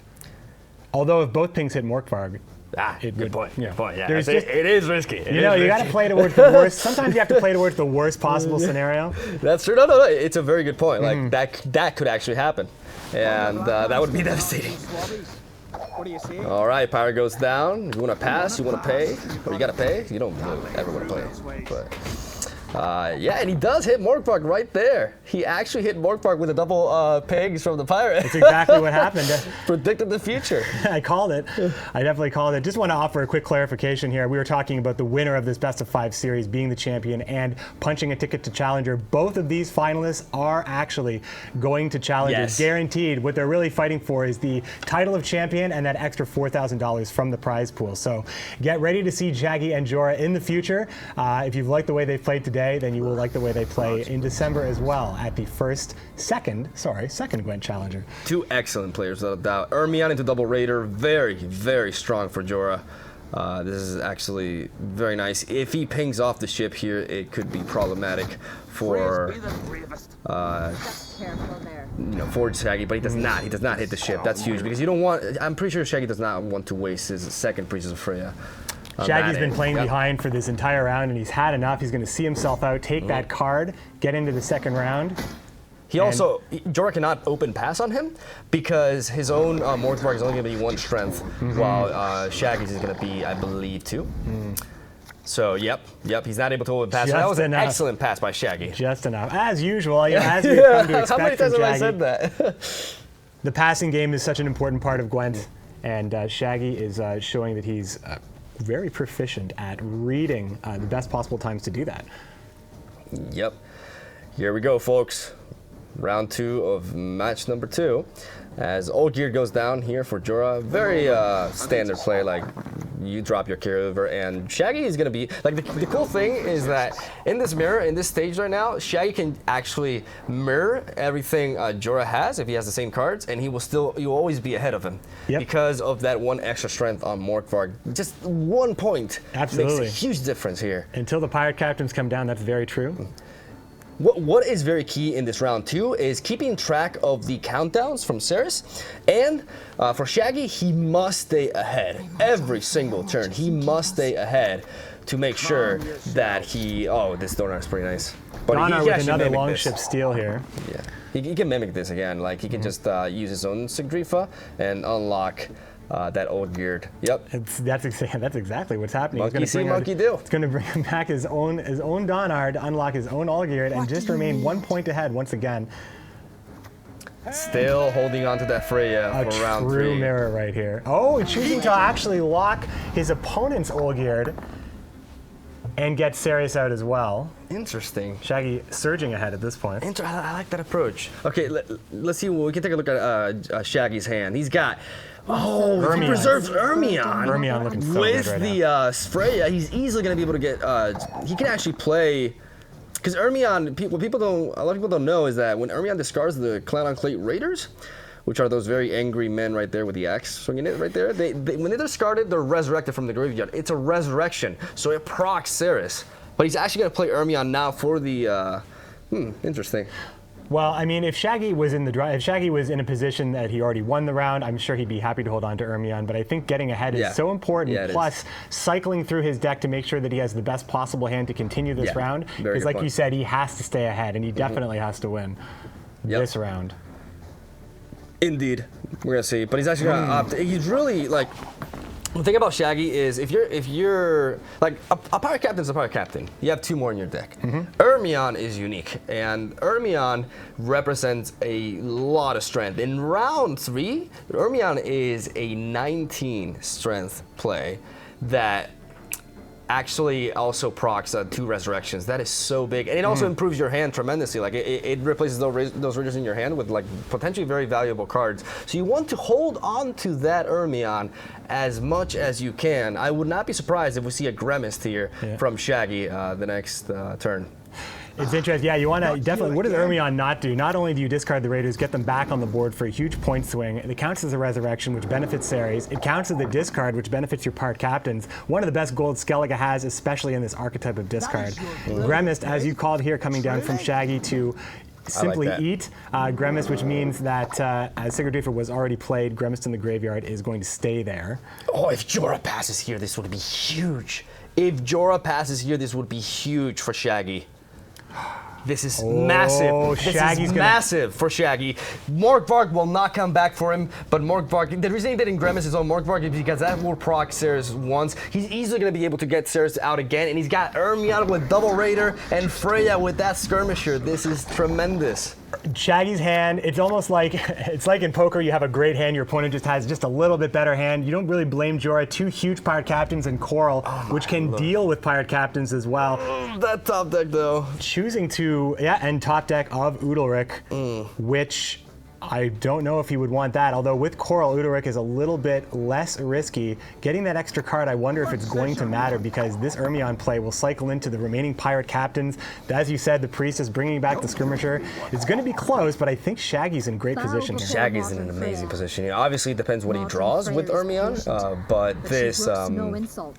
This Priestess of Freya is very nice. Getting the ship, which is going to represent 10 strength, and he's only 1 proc away from getting Ceres, and I don't see Jorah getting Ceres this round. So that's 7 extra strength added onto that. They have equal cards at this point, but Shaggy is 6 points ahead, while Jorah is dropping massive amounts of strength here, but I don't know if these captains will be enough.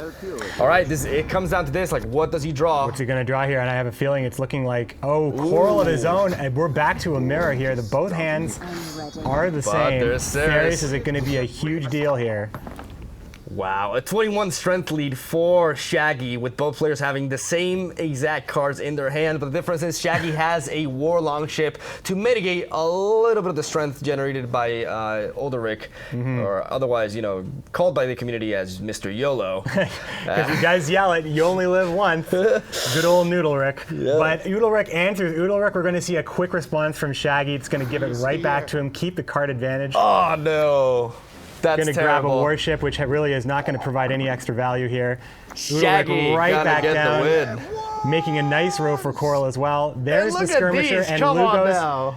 It's interesting. Get Lugos, but Lugos will. There is one last card in Shaggy's deck. Is it something that Lugos can pull? Jorah, no more cards left in his deck here. Both players very, very efficient draws and hands here, able to go through their entire deck. It's really strength versus strength. Just the way the rows have been distributed, it looks like Shaggy just ended up coming out here. But there's a great row for Coral for both players. Does Madman Lugos, is that last card a bronze card? I believe it is a Skirmisher. He did not have a Skirmisher to resurrect. Madman Lugos represents a total of 15 strength, 17 with the ship. And it's safe to assume this is a wrap. He's going to target the middle pirate captain so that Coral can hit the last row on the back.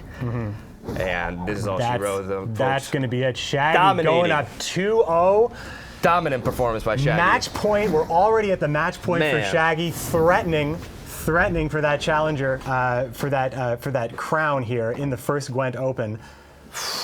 Yes, this man has only lost 1 game. What game? Let's get hyped. Come on, Wolfie. Come on, Wolfie. Let's go. This could be the last match of the event, ladies and gentlemen. We are in the final. Shaggy has only lost 1 game in this entire tournament. He could lead to perhaps one of the most dominating performances in the big stage of Gwent. Like, this is history in the makings here. Like, this is huge. This is fantastic. Jorah has his work cut out for him. He is going to have to do the reverse sweep to even have a chance here. And Shaggy has already proven that he's been able to pilot his decks with fantastic fashion. Jorah now left with trying out Skellige one more time, perhaps. He does have options. All three of his decks are an option here. I do believe Shaggy does have to go in with dwarves. Scoia'tael will be going against whatever Jorah chooses to pick here.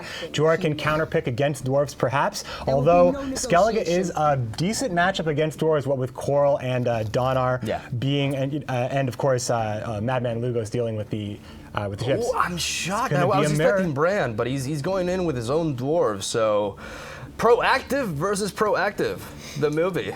Let's go. Yeah, this is going to be a lot of stuff happening on the player's own side of the board.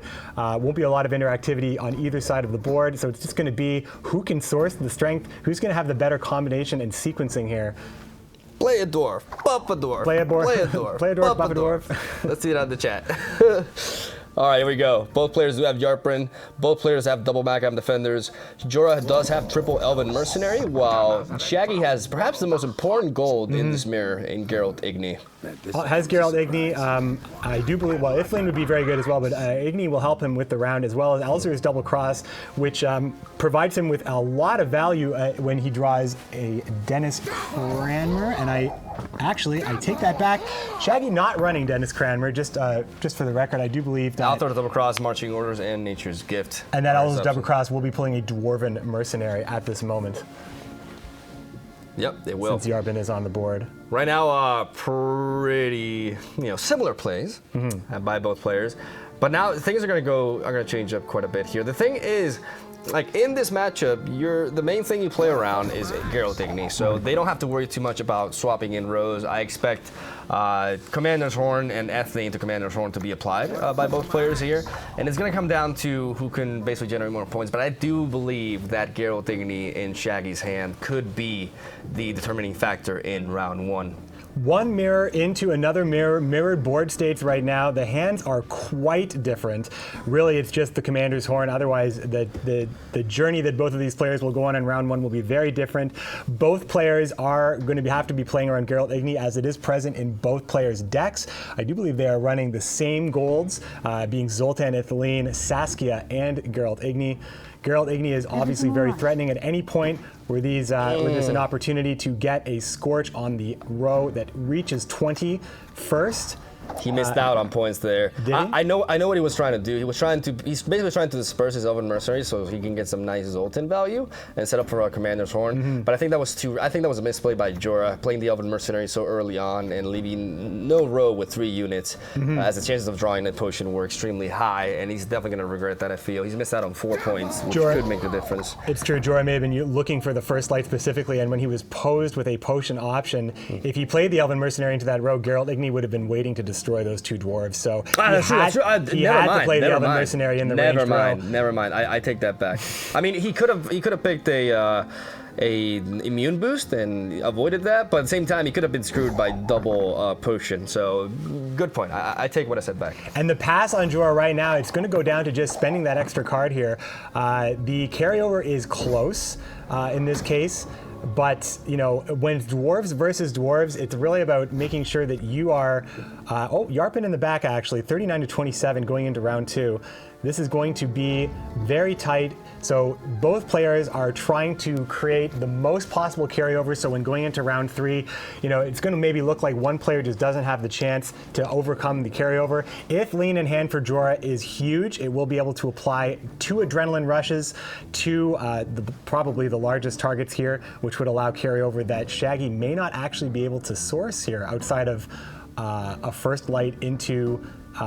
Nope, all the defenders are out at this point. Shaggy would have to hope for a 2-0. Is that is that Shaggy's best line of play here? The thing is, because Shaggy does not have Ithilien, he is very, very vulnerable here. I think you can make a very good argument for an open pass. Yeah, I think you might pass here. Yeah, I think you can make a very good argument for that. Unfortunately, he only has Igni, and he has to kind of consider the idea of his opponent having Ithleen.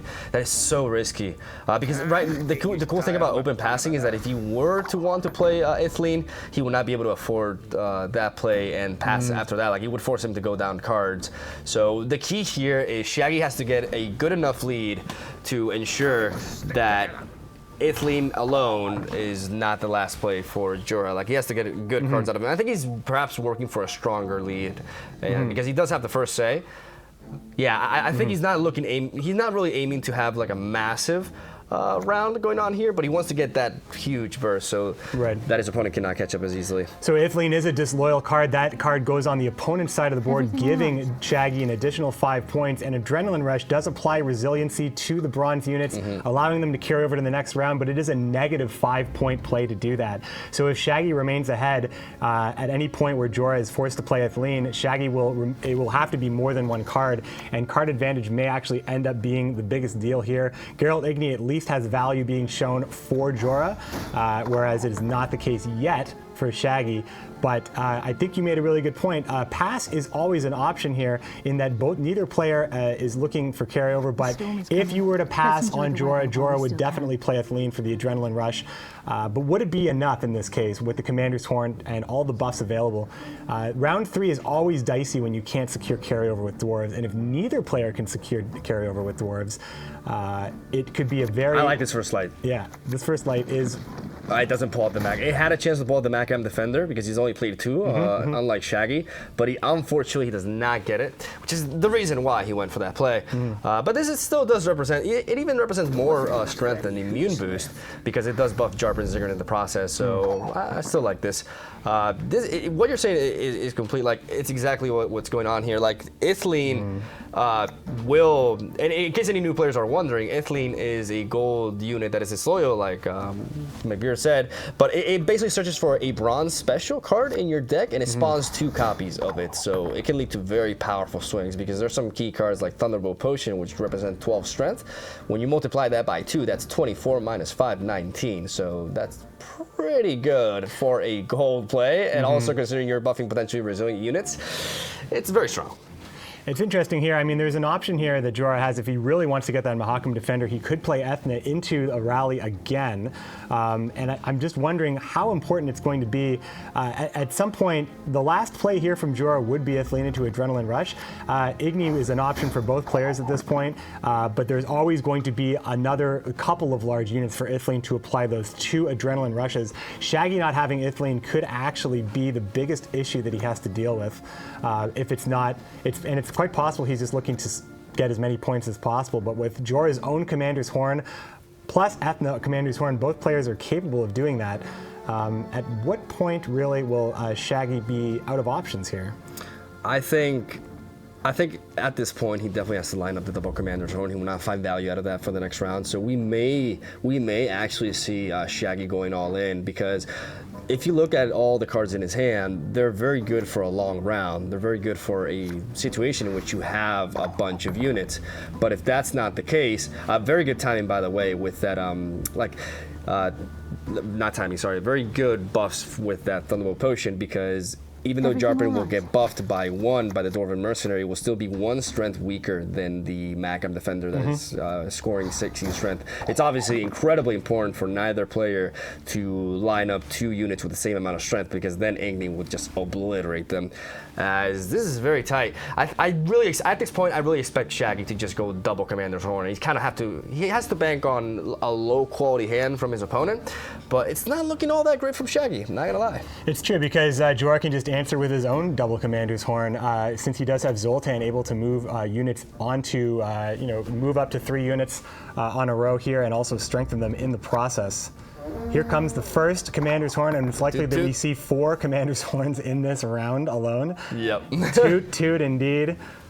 The key thing, though, is Jorah has to play Zoltan before going for the double Commander's Horn, so because otherwise he'll lose out on 4 value from it.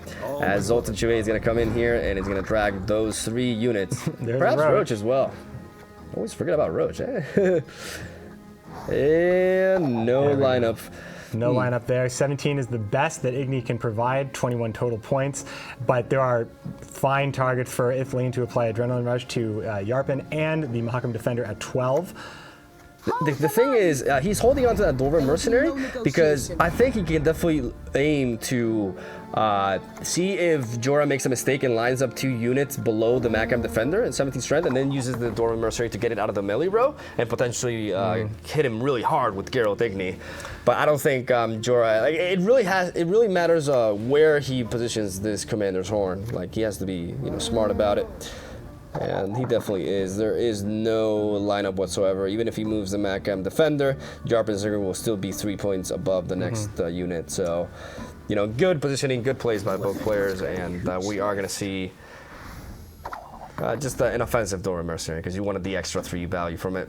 Both players above 100 points in a very, very deep round 2. Shaggy is in control right now with the point. Now Ethna coming down here for the second Commander's Horn does represent 32 points. His Igni is a little bit better as well, as it does take care of a 24-point dwarf. However, with this buff, actually Shaggy's Igni is going to reach its maximum potential, knocking out the 25 strength point Mahakam Defender.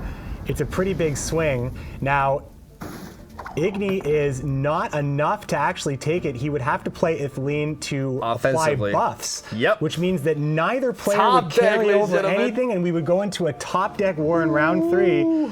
In a match point situation for Shaggy, his heart's probably beating a little fast. Oh man, like this is massive. And the thing is, Shaggy has only played 1 gold card. Only 1. While Jorah has basically he's played all his gold cards himself. No, actually 2, sorry, because Saskia also counts. So Shaggy does have Zoltan Chivay and Ithleen left. Now, Ithleen could potentially fish for a rally and go double rally. I'm not sure if that would be the greatest play, though. This is going to be very interesting. I don't know who has this. There are still buffs here for Ithleen to grab, is that not right? No, I'm talking about round 3. No, I know, I'm just double checking right now. Okay. So he wasn't able to apply the Adrenaline Rush. Shaggy smartly pushing Jorah to his limits and actually forcing Ithleen to not get the ultimate value of the Adrenaline Rush, forcing him to play double Thunderbolt Potion. And here we go into the top deck, 0 carryover. Let's take a look. Alzur's double cross and a Mercenary, which could grab a rally. The Alzur's double cross, I believe, for Jorah would be looking at Dennis Cranmer representing 10 points of strength. I think he may have this because of that, unless, no, he has no more Dwarven Mercenaries. That's 10 points. Can he match this?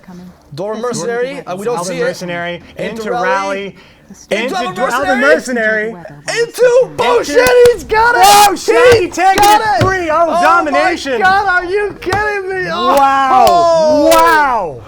Oh my Lord, 3-0! 3-0! Man.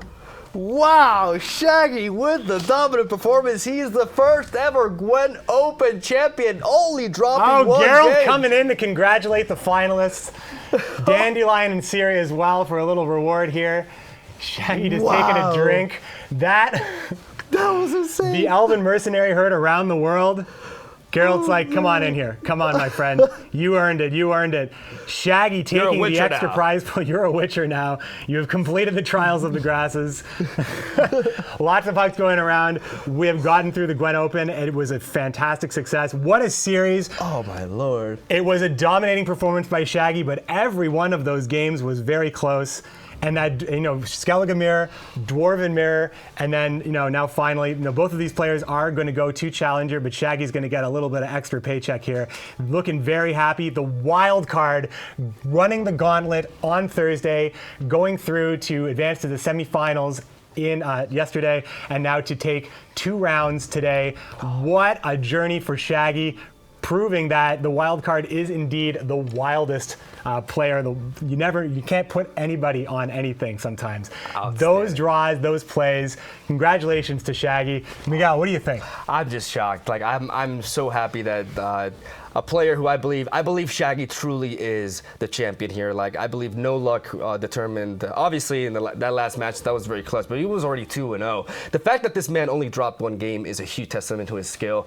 Shaggy's passing abilities have been all over the place. Like it's just insane. This man, I haven't seen that high skill, like especially on the big stage. It's not as easy to play at that level when you have such an entire crowd watching you. You know, the camera's on you. Like it's outstanding. I'm speechless. It was really hard to spot the misplays from Shaggy if there were any, and it's really great. I mean, if you enjoyed the tournament today, if you were seeing Gwent for the first time, and you enjoyed the tournament as we did, lots of exciting action coming in from Gwent. If you haven't had a chance to play Gwent yet, check out playgwent.com. You can download the game for free today. As we see Gamescom now come to a close, a lot of people are looking at the future of Gwent right now, and I think we saw a little bit of the future of Gwent as well, as we saw some names that are really going to be establishing themselves. We're going to see them in even higher stake situations than they are already in, and they've already proven that they can handle it. Shoop, what do you think about that one? Human friends. I agree. Definitely happy about that. And I just want to thank you guys for watching. Hope you enjoyed the show. Hope you guys are excited for the competitive Gwent scene. It is only the beginning of the Gwent Masters journey, and you can start playing yourselves and potentially aim to participate as well, because it's all it's all about the best players, the ones who truly deserve it, and it was a pleasure to cast this. It was great. Pro Ladder starts very soon. Season ends tomorrow. Get grinding. You get a chance to earn those crown points, and maybe it's you that ends up at the next Gwent Open. It's completely up to you, and it's an exciting future coming for Gwent. Really hope you enjoyed the Open. We absolutely had a great time. Take care, folks. Have a great night. We'll see you next time.